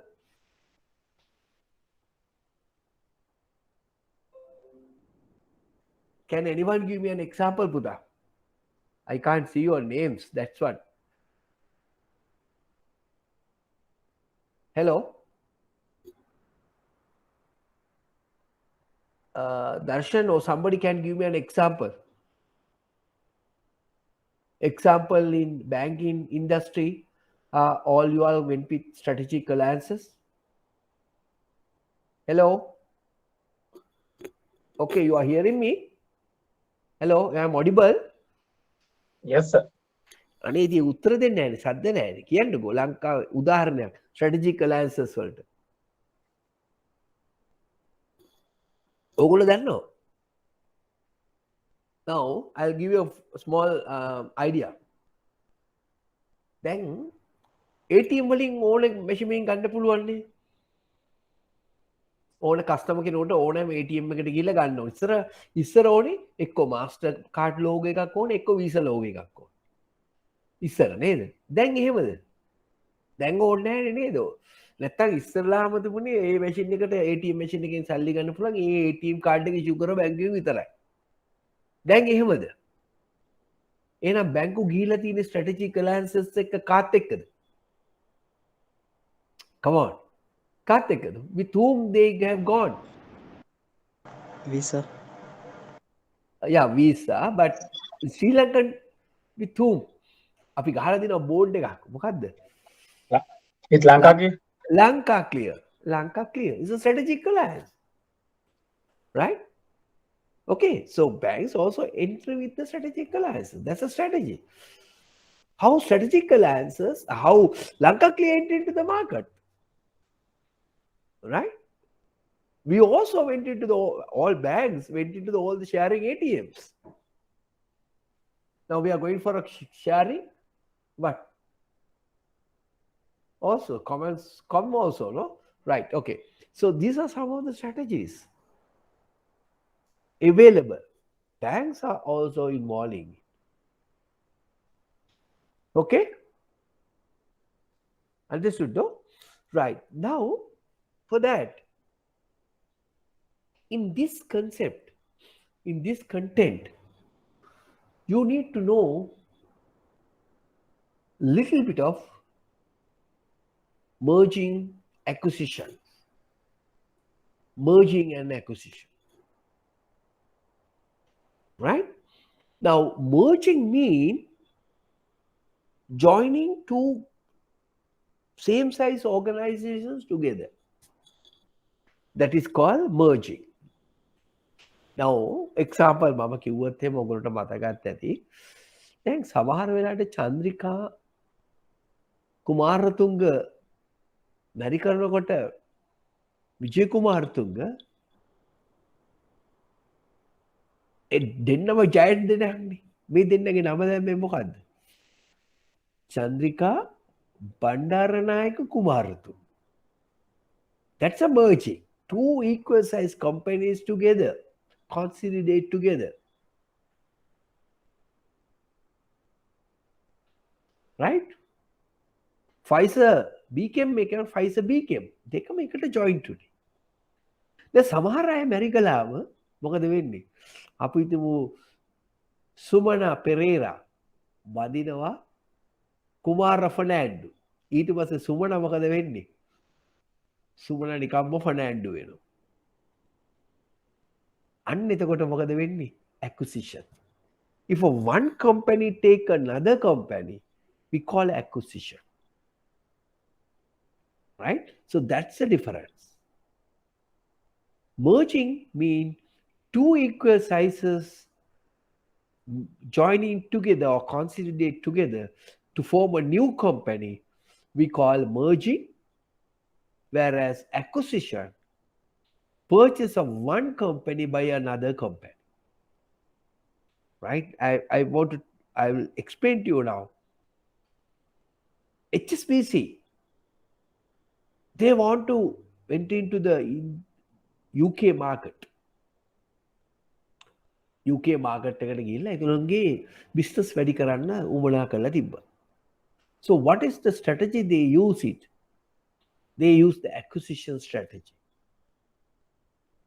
ඒ කාලේ තිබ්බා එංගලන්තේ Midland Bank කියලා එකක්. Midland Bank. පොඩි.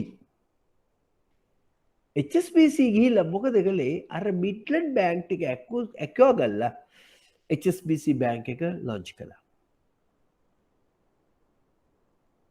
Right? Acquisition. If you form one company by joining two equal sizes, companies called merging, or one company take over another or purchase what another company is called acquisition. I think now you know the merging and acquisition. Right? Okay. Then there's a company will ask, why organizations are going for a merging and acquisition? What is the reason? Why organizations are going for merging and acquisition? Again, expand the business. Right? That may be due to strategic reasons, one due to financial reasons, third one due to managerial reason. Now, take example. Why basically they have what you call Maruti Suzuki went into the joint. Both are they call Maruti Suzuki. Maruti remained Suzuki. Maruti Suzuki for internal market opportunities. India is a huge market. Now, good example. And අපි උදාහරණයක් ගමු. then you know there's a geographical battle between China and what? USA. China and USA. හැබැයි මේ දෙන්න මොනවා ප්‍රශ්න කළත් shape වෙනවනේ. Why is that? Because China is never going to agree with America. What is the reason? Because for China, for America is a huge market for them. Sri Lanka, we are not bothered at us. Yeah, but this is something strategically, yeah. But for a USA, for China, is a huge market. A lot of products are purchased from USA from China. So I think තරහ වෙයිද? China මොනවා කරත් American market එක වැටෙන්න දෙන්නේ නැහැ. එතකොට ඒගොල්ලොත් වැටෙනවා. That's their major large market. Right? Okay, there are reason that therefore due to strategic reasons, due to financial reasons, due to managerial motives. Okay, we'll have a break now. And after the break, I will explain to you what is this strategic motives, what is this financial motives, and what is this managerial motives. Okay, so let me have a break and then come back another 25 minutes. So we are going to finish this part, and I may switch off the channel, and again you need to log in again, right? Because there's a small error here. I will come back. I'm switch off. Please log in again another 15 minutes time, right? Right. So where we have stopped franchising, joint venture, right? Now you know the merging and acquisitions, right? Okay, what is the difference? And then I explained to you the motives, right? The motives of M&A, strategic motives, financial motives, and managerial motives. Now, strategic motives are example for strategic motives. Basically, if suppose that particular organization want to expand their businesses, right? And that may be they're going for a strategic, so main basic. Then also to obtain companies capabilities within their own portfolios, there's a strategic. Suppose you have enough brand names and all, you may go for that.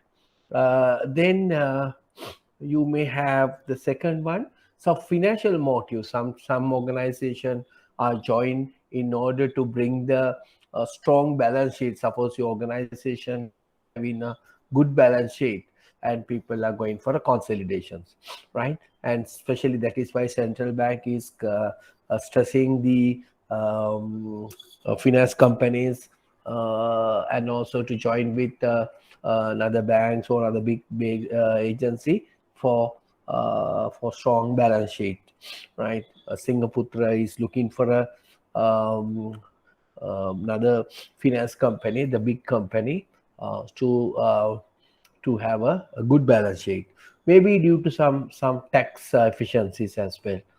Okay, so there are enough reasons for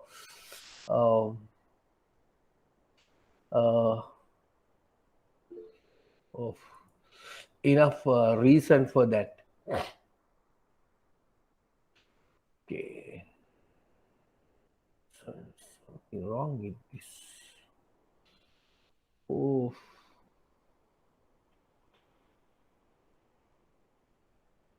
right.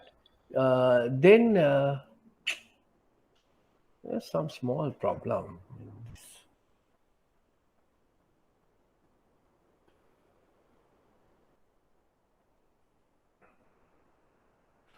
Okay, so due to financial managerial motives, maybe due to some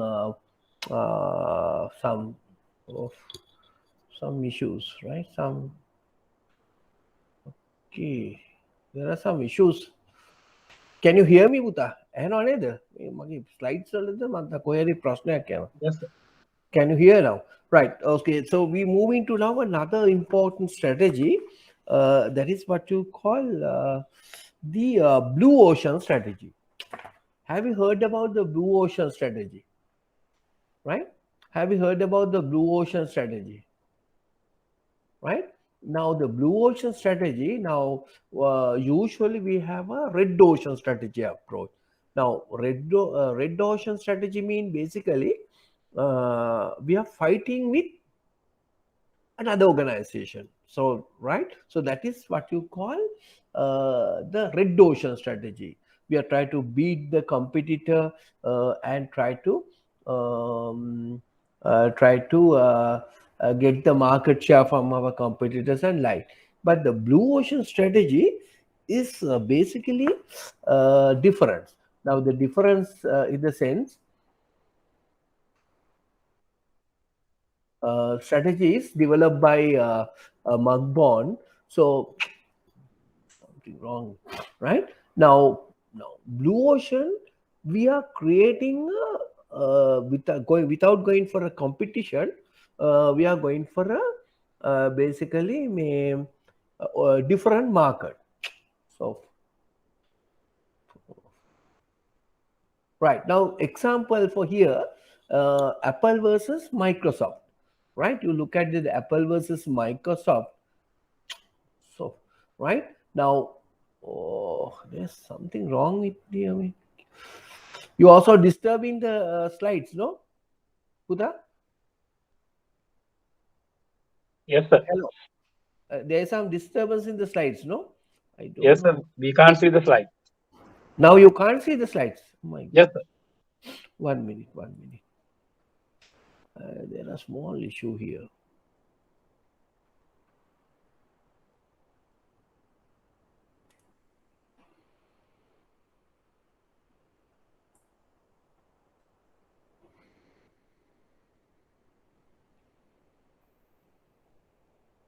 Give a minute, huh? I just try to sort it out, this problem.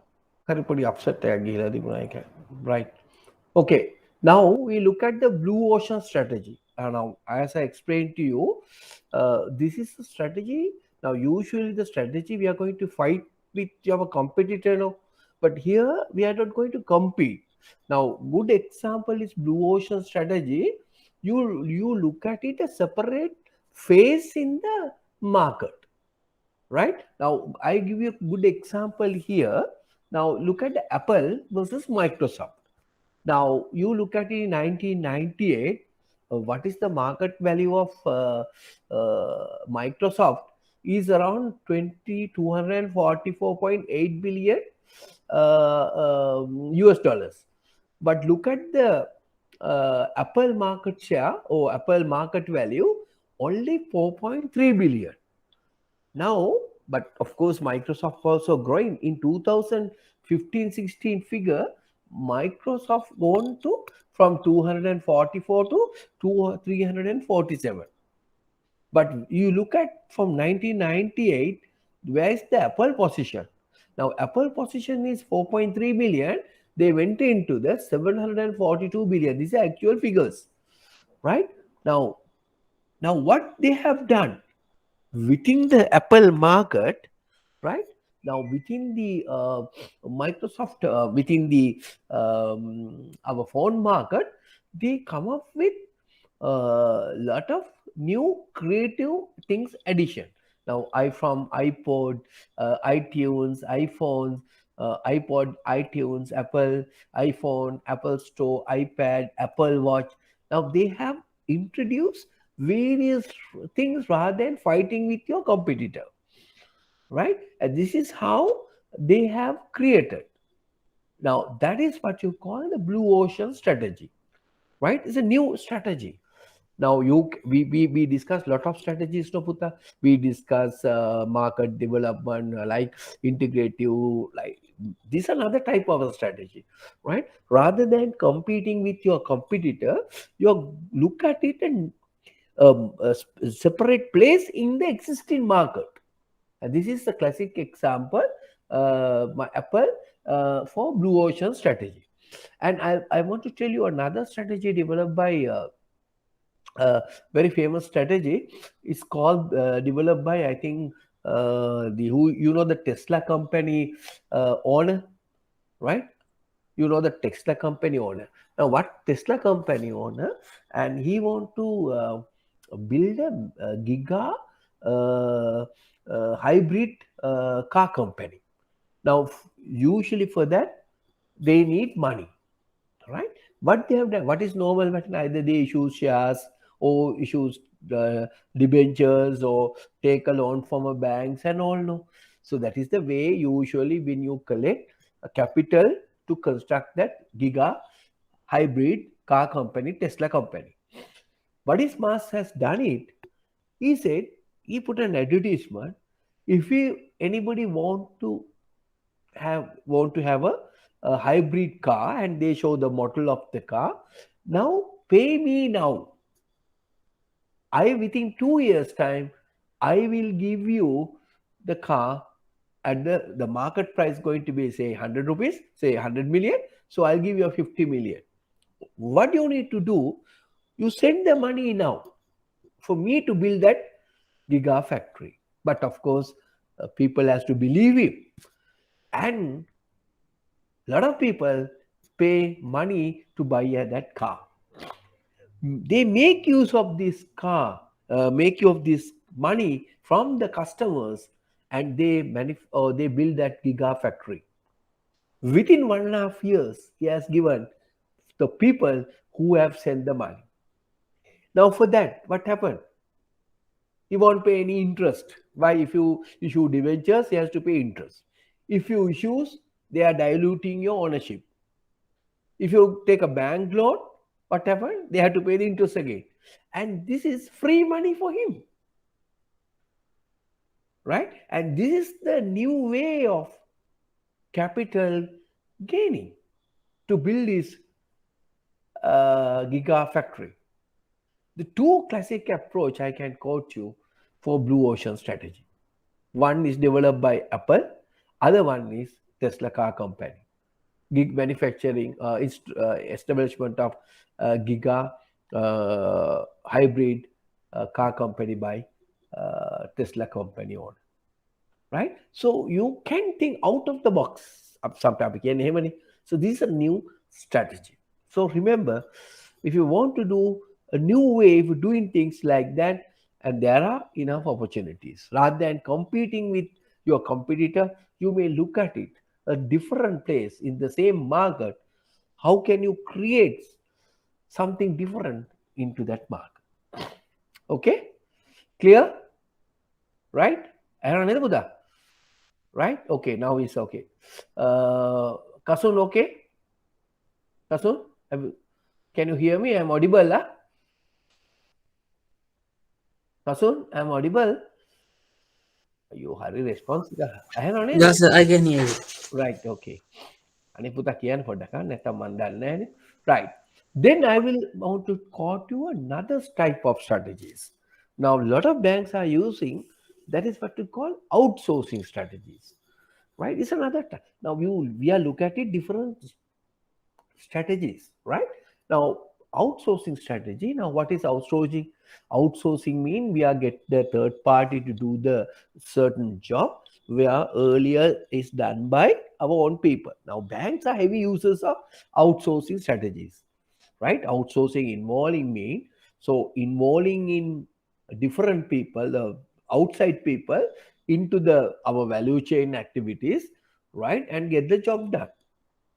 Now, good example in banks.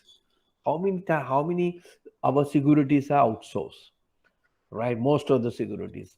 Our sanitary workers are outsourcing. Then some of the branch audit also we get it from outsource. And then now what are the other areas we are outsourcing? Then distributions of uh, our our FD renewal notices, outsourcing through Fronto. Then loading cash to our ATMs and other machines also outsource, right? So we get the things outsourced because in order to get the work done. Now there are some advantage of that. So what are the advantage? Advantages are there are some expert people to do that, and also we can get it very low cost, right? We can concentrate in more in our core businesses, right? So therefore outsourcing strategies also play an important role, right? And it is also to achieve our strategic objective. Remember, now all the things, according to the Central Bank of Sri Lanka, the bank cannot outsource everything, right? Only certain things you can outsource. Now, say for an example, preparation of strategy plan, you cannot outsource. You need to get the support. Then risk management, you cannot outsource. Compliance functions, you cannot outsource. Internal audit, you cannot outsource. Foreign exchange, you cannot outsource, right? But there are some restriction in the central bank, right? You cannot outsource everything. So there are some disadvantages of outsourcing. What are the disadvantages of outsourcing? There are some disadvantages of outsourcing. Mean, for an example, if I quote you, leaking of confidential information, right? And there is a social fear among your staff. They may think they are losing their job, like that. But apart from that, right, outsourcing also a strategy where you can get certain things. Now, good example in think about HSBC. So their customer call center in Sri Lanka, right? And a famous UK supermarket chain, Tesco, right? It's a UK supermarket chain. They are also located in India, personal HR department, and lot of now WSO2. Think about Sri Lankan company, right? And there are so many organizations get the outsourcing company to do their jobs, right? Cheap places, caliber people, they do, right? So outsourcing today play an important role as a strategy, right? Remember. Then we have another type of strategy, what you call the defensive strategies. Now, up to earlier three strategies, we call all the growth strategies. Remember the intensive growth strategies, integrative growth strategies, diversification growth strategies are all our growth strategies, right? There are some in between. We discuss some innovative and tactical strategies, but last strategy we call defensive strategies. That is not to grow your businesses, but to defense. Now, retrenchment strategy. Now, retrenchment strategy mean, uh, okay, now you may noted that, sir, you need to relook at it your business environments. You may certain asset reduction. Uh, Maybe if you look at it, your some of the areas you are losing profits, losing sales, you may retrench, right? Regrouping through cost and asset reduction, right? Now, that strategy also retrenchment. Next one is the divestiture strategy. The divestiture strategy mean, now say selling some parts of an organ. Now, good example in earlier you must be knowing the Sharp. So they have a battery company, right? They sold that battery company to third party. Certain divisions or certain part of an organization, you sell it, and you take the money and put into that business to improve your existing business. So that type of strategy is called divestiture strategy. So if you have a certain 3 4 companies together, so if you noted that, so you sell some sections or some divisions, and then you concentrating more on your most core businesses, or maybe liquidations, or sometimes you declare this company of a company's assets in part of their tangible worth called liquidation. So these are three type of strategies, right? But those are not the growth strategies, or rather than those are basically what you call defensive strategy, how to protect your market share, how to be survival in the market, right? Okay. So now we move into another type of strategies we call Michael Porter's generic strategies. Now, Michael Porter identified three type of strategies, generic strategies. That is what you call cost leadership strategy, differentiation strategy, and a focus strategy. Right? Okay. Now let's look at it. Now these are totally compete your competitor. But I told you about the blue ocean strategy. We are not going to compete. We are finding out a separate place in the market. Now, this Michael Porter generic strategy, sometimes we call them as a red ocean strategy. Right? You are trying to compete with your competitor and try to get the some market out share from. This is the cost leadership strategy. But Michael Porter, they say, okay, if you want to beat your competitor, right? So you need to reduce your cost as possible, right? You cannot spend more money, right? And uh, constructions of efficient scale facilities, tight cost and overhead control, right? And so if your bank can offer the lowest interest rate for your credit, if your bank charge you low interest rates uh, for your credit as well as a high interest rate for your deposits, right? And that is the strategy. So how can you beat your competitor? By using cost leadership strategy. That means nobody can match up your cost, right? So you are the lowest uh, uh, charge company. So that is you apply cost leadership strategy. So what you're trying to do, every aspects, every business point, every chain value point, you try to reduce your cost. Now that is why now in a mobile phone, now in smartphone, right, in China, right, they produce 25 points, 25 countries produce small ingredient in the phone, smartphone. That is why they in a position to give the lowest cost, right? Not one place. Now, according to the supply chain, 25 places they get it assembled the smartphone. The final thing is done by your company because you get the cheapest cost. So they're using cost leadership. Now, how China? China is heavily use the cost leadership style, right? So you are the first people to give a lowest cost. How you beat your competitor? That's the method. That method is called cost leadership strategy. Clear? Right. That is the Michael Porter's. So Michael Porter is a guy who developed different type of strategies, right? Okay, cost leadership strategy. The second strategy is called the differentiation strategy. Right. The what again the Michael Porter say? If you want to compete with your competitor, so you may use the differentiation strategy. Now I will give an example. Differentiation strategy. Now think about Air the airline. We had a budget airline, two airlines, budget airlines, and some fully fledged airlines.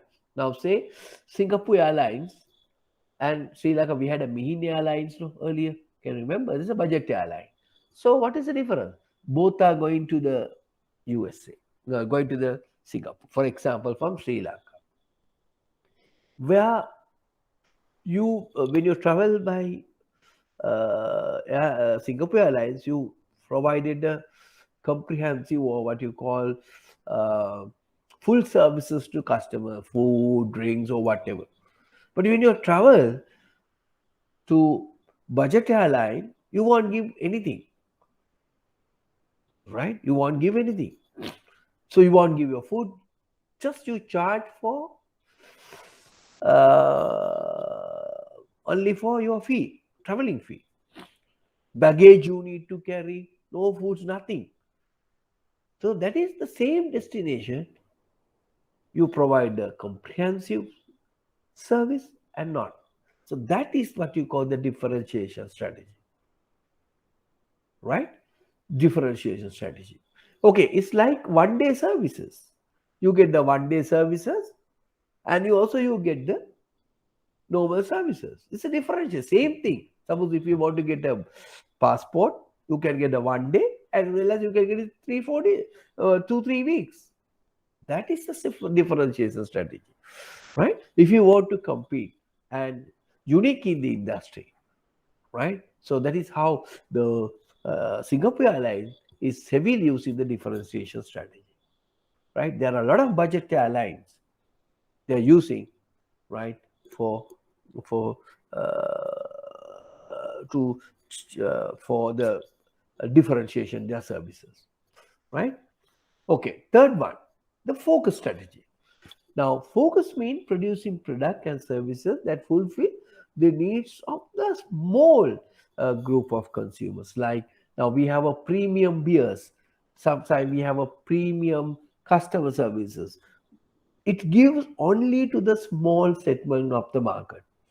There are some people who use certain pens, some cars, some watch, Rolls Royce watch, certain St. Michael shirts and like. Only few people who can afford to do that, right? So therefore, what Michael Ford identify, if you want to compete with your competitor, right, you can have a three main strategies.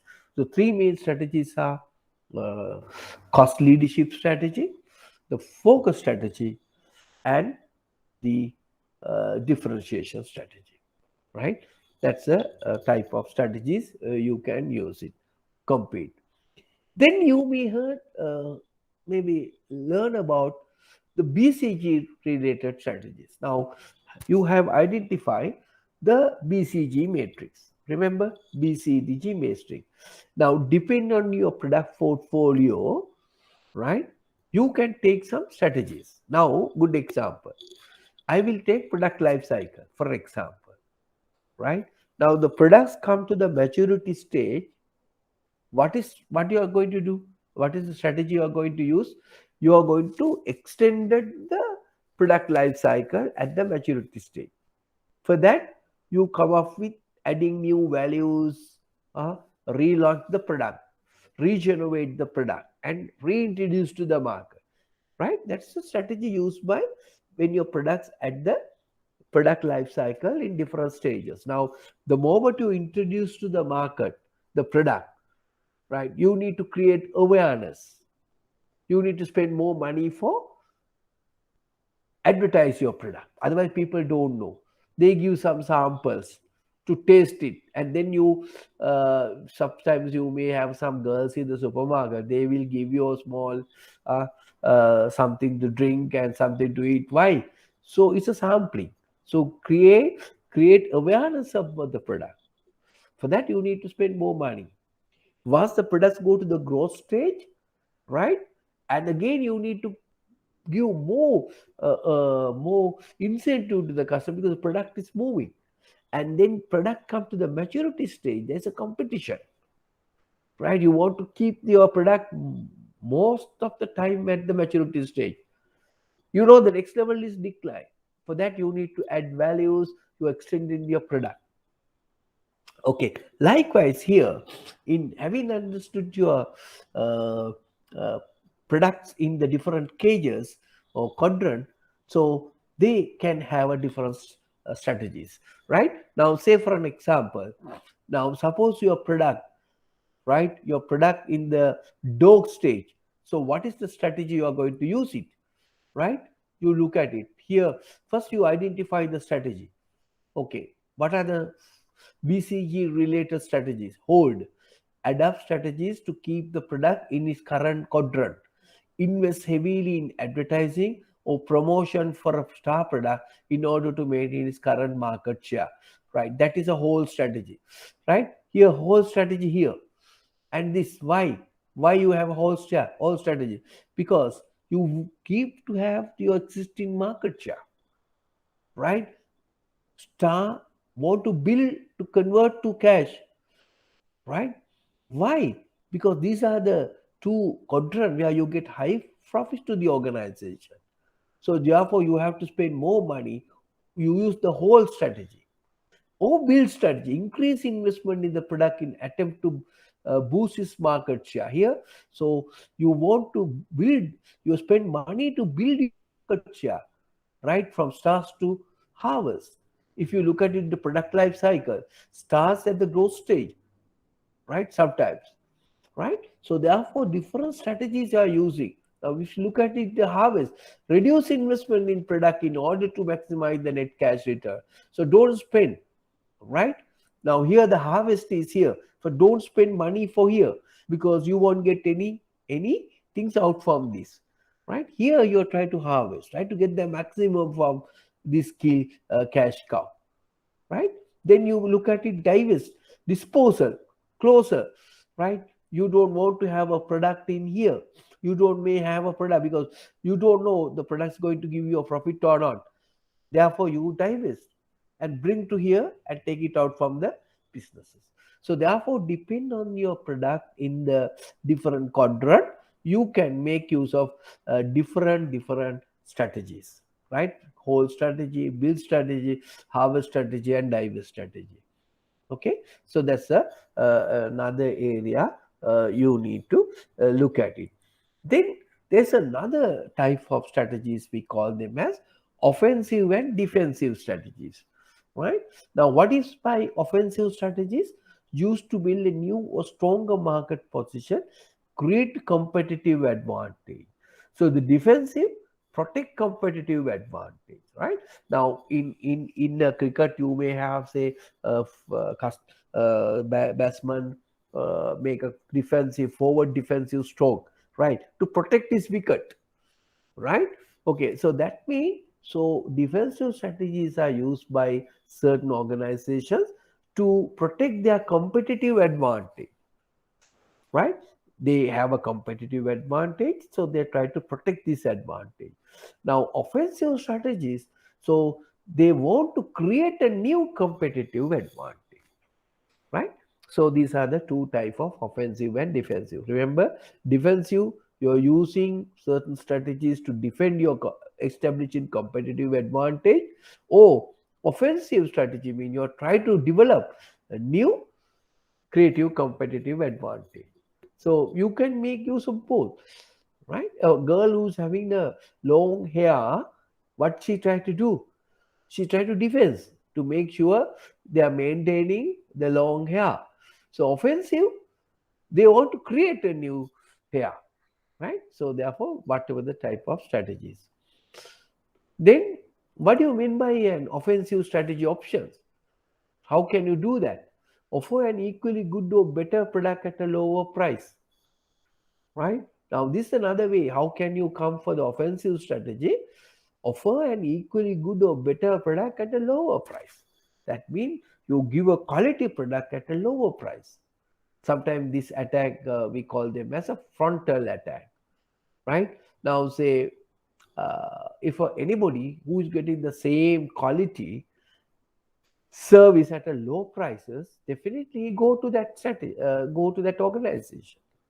Then leapfrog competitors by being bypass attack. That means first adapter of next generation technologies. That is another offensive strategy.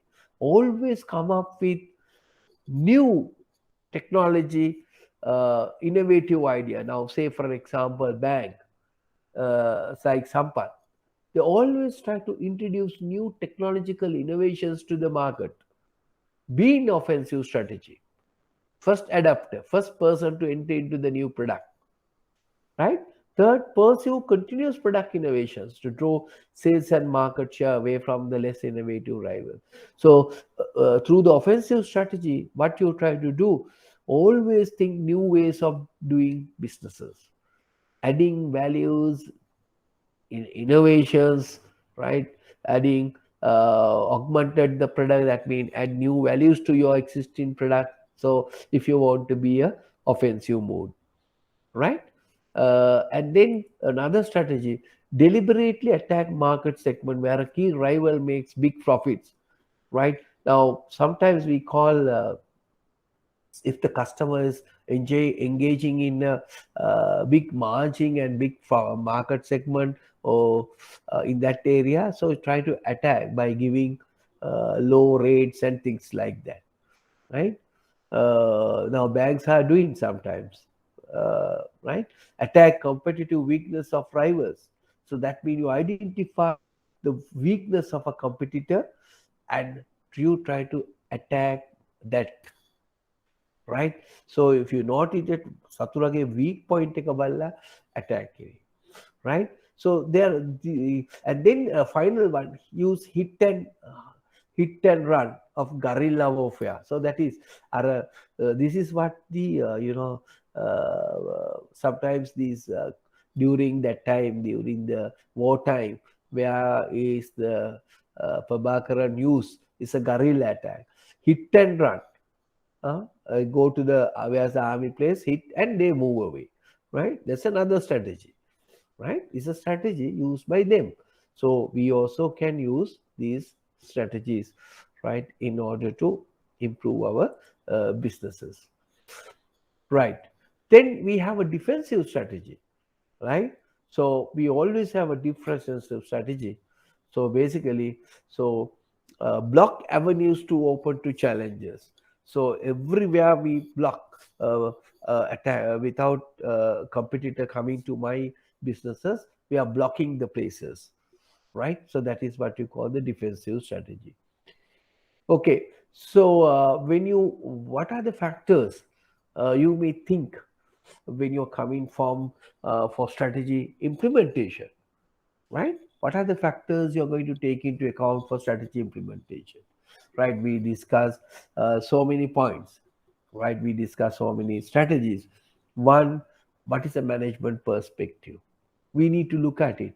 What is this management expecting implementing this strategy in order to beat the competitor or in order to get the higher market share, right? Okay, so like that, we have to take a decision. Then we need to look at it, our policies. The strategy we think to fall in line with our policies. Then are we having enough resources, right? We need to look at it. Are we having enough resources to, because remember the strategy is costly, right? Right? Strategy is costly. So are we having enough money to implement this strategy? Then implementing this strategy, are we having some conflicts, right? Maybe within the organization, maybe within the outside stakeholders. We need to look at it and then we need to manage the conflicts, because otherwise it may damage your reputation. And also you need to look at it, our structure, our organizational structure, right, facilitate the strategy. Now there's a lot of argument taking place, which one come first. First you decide the strategy and you change the structure, or you may prepare the strategy based on your structure. There's a huge argument on that, right? Which come first, whether the structure or the strategy. Then you need to look at it, if you're going to introduce new strategy. So how you're going to manage the resistance to change. Now, for example, say we are going to use that outsourcing strategy, for example, right? And then there may be a resistance to change. Why? They feel that they may fear the job, they may lose in the job by outsourcing, getting the services from third party. And sometimes you're going to introduce new core banking solutions to the bank system, and the bank's employees may thinking they're going to replace by machines, right? So you how you manage the resistance, it's a strategy if you're going to apply, right? Okay, then so you may look at it, when you're going to use this strategy, to what extent it may going to damage the natural environment, right? To what extent it's change the climate. Now these days people are talking about uh, ESE, ESG environment. That is, E mean environmental, social, and governance. right? So how, to what extent these strategies damaging the natural environment, right? And also, in most important thing, so strategy is to be established or should be carried out by the entire organization, entire employees. So therefore, you need to create a strategy supportive culture. So culture, the people's attitudes, norms, and all. So everybody need to support the strategy. For that, organizations uh, need to uh, carry out or need to have a strategy supportive culture, right, Api? So we learned some of the things like if you want to introduce compliances or introduce a risk management system to the bank. So we said we need to have a culture, risk based culture or compliance culture and blah blah. Likewise, the strategy also need strategy supportive culture within the organizations. Come from top to from the uh, from the top, right? And also you need to look at it, another area, to what extent you can operationally apply this strategy in the businesses, right? To what extent this operationally implement this strategy in the businesses uh, point of view. And then are we having human resources to do that, right? Whether it's a knowledgeable, competent people. So these are the factors you need to look at it, whatever the strategy we are going to apply, right? Okay, so we are just completing the strategy, and I just give you a few minutes to summarize all these strategies before we go in for the last part of our section. Okay, what we discuss at the when you go from the first point, I will explain to you what we've discussed up to now today as for the strategy, right? um, okay, uh, right. Okay, from here, okay, we discuss where are we now and where are you want to be. All right, that was the last two sessions. Today we started with how do we get there, and how will we know if we are get there. These are the two areas we are going to discuss. We have discussed today, and how we'll know if you get there, I will touch later on after I explaining the how do we'll get there again, right? Okay, so from there we discussed there are four broad strategies: intensive strategies, integrative strategies, and diversifications and defensive. And apart from that, there are maybe other some strategies also. We discuss competitive strategies and things like that. So then under intensive strategies, we discuss in three type of strategies, where market penetration, market development, and product development. Under market penetration, in fact, we discuss using three methods: use existing users to use more, attracting competitors customers to my bank, and or maybe I am getting new customers in that market. So these are the three approaches I can use for improve my businesses through market penetration. Then we explain market development strategy. What is market development strategy? Is talking about expand your businesses geographically, for open up new branches, right? There you can improve your businesses opportunities.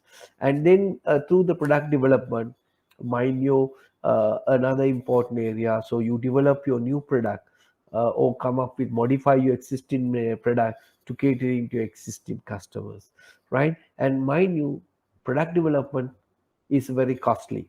Now, if you look at it, out of these intensive growth strategies, these are out of the three: market penetration, market development, and product development. You think the market penetration is the cheapest, low risk strategy, cheapest as well as the lowest risk. But market development little costly, and product development is highly costly. So remember, risky and costly both, right? So therefore, if better under this method, to use the market penetration strategy. Then we discuss about the integrative growth strategies, right, in detail. They are vertical and horizontal. So we discuss if you have issues with your supplier or with your distributor, you can go for integration strategy, right? So for that, we may go, if you're going to take over the distributor into your control, we call forward integration, vertical forward integration strategy. Whereas if you are going to take over the suppliers into your hand and control, and we call vertical backward integration strategy. Then we discuss about the horizontal integration. So that means if you have a big threats about um, from the your competitor, you're trying to take the competitors into your hand. Now, good example we learn also from our lecturers during the tobacco company in Sri Lanka. They are the only manufacturing apart from importing. They're the local manufacturing tobacco cigarettes, right? So in early days, right, there is a uh, there is a another cigarette company established in Sri Lanka. What is to my remember is Lucky Seven cigarette company. But what happened? Now the Ceylon Tobacco Company so powerful, they don't want to have another competitor. They bought over the Lucky Seven cigarette company. So that is why still we have only one cigarette company. So that's another method. Right. Next, a diversification growth strategy. Suppose if you can't improve your businesses anymore, your existing market, so you may go for diversification growth strategies. So diversification growth strategy can be two types, either concentric or maybe related and unrelated. I give an example for you to remember, to think about uh, EAP addressing a Swarna Mahal, ETI Trust, and Swarna Mahal Financial, and like that, EAP addressing. So you look at it, how Swarna Mahal went into the diversify their businesses. They went into the unrelated diversification, banks and financial sector collapse, but they may go for related diversification. Maybe go to Swarna Mahal with EAP, yeah, something related, right? Or maybe go with a little expanding horizontal something, come up with something related but different way, right? And we discuss some of the concentric diversification. We explained to you about how uh, Harish Chandra went into the if they want to go into the business by improving your business and manufacturing of instant noodles, and whereas how the Unilever enter into the herbal toothpaste market, like that. Okay, right. Then then we have a conglomerate diversification. That means, so if you have no option, if you go to diversify, you go for total different businesses. We call conglomerate diversification. But remember, high risk, high. These are we call unrelated diversification. So diversifications are two types: related and unrelated. Then we discuss in detail the international expansion. If you organizations want to move into the international business, right? If your organization want to go into the international business, what you can do? We discuss exporting items, exporting strategy, direct export, like we also export tea, appointing agenting in that country. And then we discuss about the turnkey project, how construction company enter into the market. Then we discuss quoting some of the examples like uh, Unilever and Nestle to have their wholly owned subsidiary, right? And how they went into the Sri Lankan market, how the Unilever and how Nestle came to Sri Lanka, right? Having their own wholly owned subsidiary.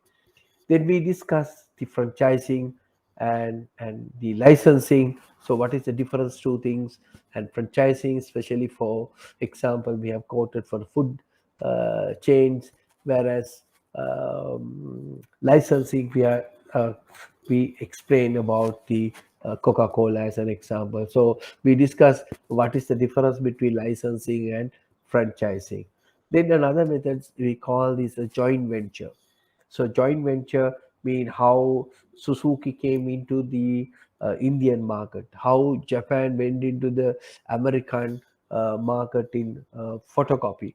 Now famous one is Xerox is the very famous photocopier in the USA, but then Fuji is the very famous photocopier in Japan. So how Japan entered into the went into the USA market, and how USA market came to the Japan market having a joint venture. We call Xerox Fuji companies, right?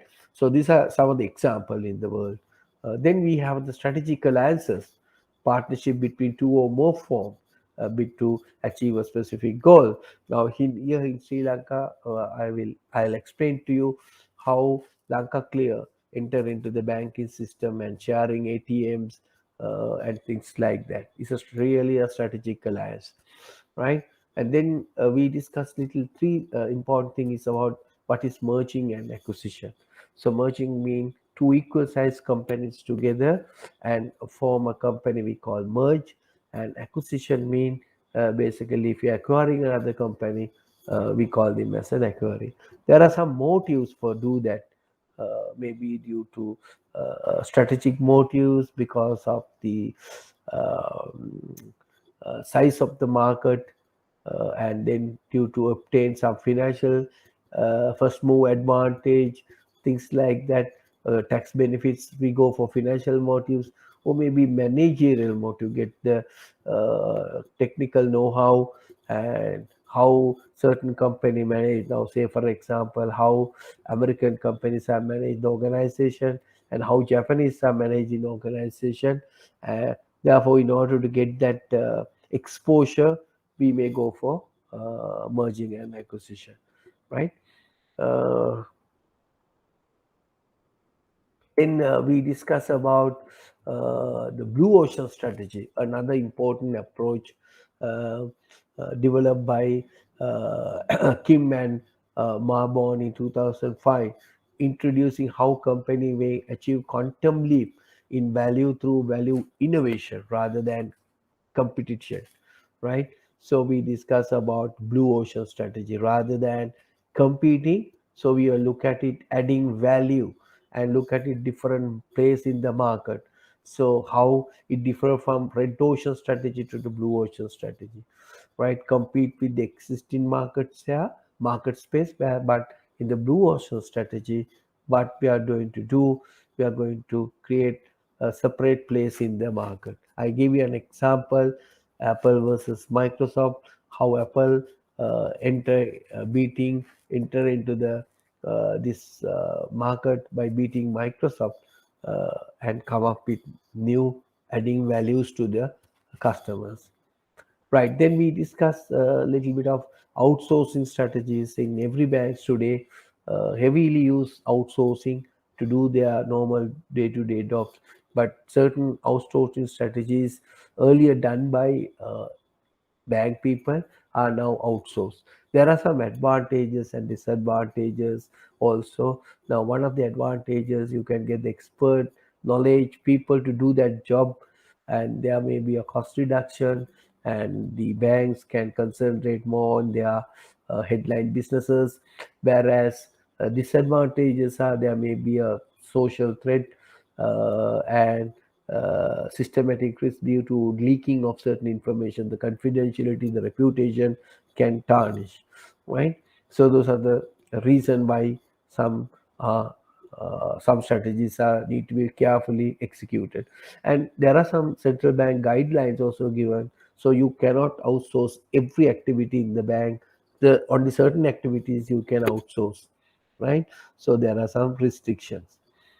So then we discuss about the defensive strategies rather than earlier. All these three strategies are growth strategies. Now think about, if you cannot uh, grow your businesses, you need to survive. So you may use defensive strategies. For that, you may use retrenchment or diversity, or finally you can liquidate. These are the three defensive strategies available to survive in the market.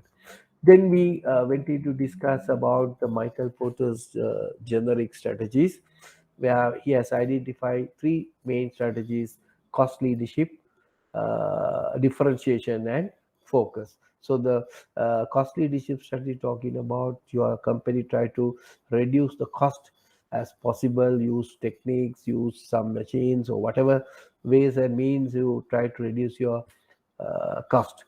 That's the cost leadership strategy. So nobody can match your price with another price. So that's the cost leadership strategy. And also you can use differentiations. So now say example, in again I can remember now, I'll go to another case. Now differentiation strategy used by selling co-insurance. So on the spot. So it's a differentiation strategy, right? He introduced a totally different way of fulfilling the claims, right? But you have to higher cost, right? So that's a differentiation strategy. This is how selling co-insurance was revolutionized the insurance business by introducing a differentiation strategy. Right. There are some customers, they need certain small segment of customers, have segments, high-end segments. So they have a separate needs and want, Rolls Royce, right? And people who wear certain shirts and Michael shirts and watches, come drive cars, right? We have issues in Sri Lanka, certain cars, no, in Sri Lanka. So that is a focus strategy. There are some people have certain requirements, but small segment, but you're trying to address that segment. Okay, so that is how Michael Porter's discussed. Then we discussed about the BCG related strategies: hold, build, harvest, and divest. That means based on your product in the BCG, you can use different strategies, right? So we discussed what to do, whether to hold or build, or to hold or harvest, or build or divest, things like that. Then we discuss about offensive and defensive strategies. So what are the strategies available for you to defensive, or what are the strategies available for you to have an offensive? So defensive is always protect your existing competitive advantage. By through the offensive strategies, you are trying to develop your competitive or create your competitive strategy. In order to do that, there are different ways you can do. Is one is provide a quality with a low reduced rate cost, and leapfrog competitors by being bypass the attack first adapter. There are different techniques available, right? Then we discuss about defense. You always try to protect your build up competitive advantage rather than copied by others. Then all together we discuss, so what are the factors you need to take into account, whatever the strategy, so called, what we have to now we discuss. When you are going to implement certain factors, you need to take into account, right? Remember, you need to take into account. So that's the strategy part. So then finally, what we are going to discuss, we want to see whether what the strategy, what we have explained, we use, but different people use different strategies. Some organization use a mixture of strategies like that, right? So we need to look at it then, whether the strategy what we have developed is effective or not, right? It is a very important thing for any organization, right? So with because the strategy is very costly, right? So sometimes because of the wrong strategy can have a vast negative impact, a severe negative impact on your business. If you are using the wrong strategy, it has a negative impact for your entire organization. So therefore, it is important for us to analyze or review or evaluate or change or modify or whatever the strategy, right? So that is the third last part of our fourth part of our question. Where are we now? Where are you want to be? How to be there? And to see whether are we going in the correct direction. For that, we need to review our strategy. Right? That's the final sections of the event. Right? Now, okay. So evaluating the strategies. Right? And first, you need to look at it. Evaluate it, you need to look at it in three main criteria. So Johnson and Scholes, the leading strategy guru, uh, and they said, okay, how we are going to evaluate the strategy? So you need to look at it three areas. This strategy, how this strategy is suitable to you, that is suitability. So strategy addresses the circumstances in which an organization operating. It will impact your strategic position, right? That is suitability. Then again, we look at the feasibility. Now, to what extent this strategy can be used in your business organization? That is strategic capability, right? Third one, acceptability, right? Now, how can you accept that performance outcome? So it will be expectation of the stakeholders, right? I explained to you, stakeholders are the people who are interested about your organization. So whatever the strategy you develop, right, give some results to your stakeholders. Whether all these expectation of the stakeholders are meeting. So therefore, remember, strategies need to be evaluated in three criteria. These, whatever the strategy up to now we so-called we learn, whether it is suitable, whether it is feasible, and whether it is acceptable, right? Three areas you need to look at it, these strategies, right? Okay, let's look at it now. Now, how you measure performance, right? One thing is you have a compare expected to actual results, right? That's the normal way. And then investigate deviation from the plan. Are there any differences, deviation? And you may evaluate the individual performances and progress towards the stated objectives. That is, I can remember at the very beginning today, I'll explain the importance of objective. Objectives function is prime function, right? Second one, strategy review, evaluations, and control. Vital to the organization will be, right? It is impaired whether it's compare of, again, it's going 1 minute.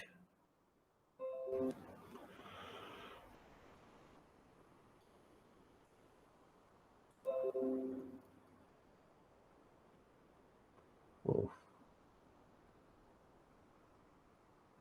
a small issue here.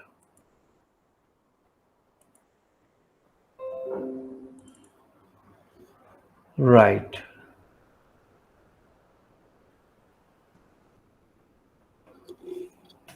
Right. You have the note, no?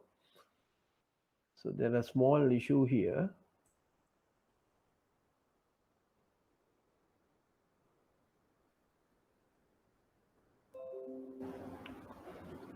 Right.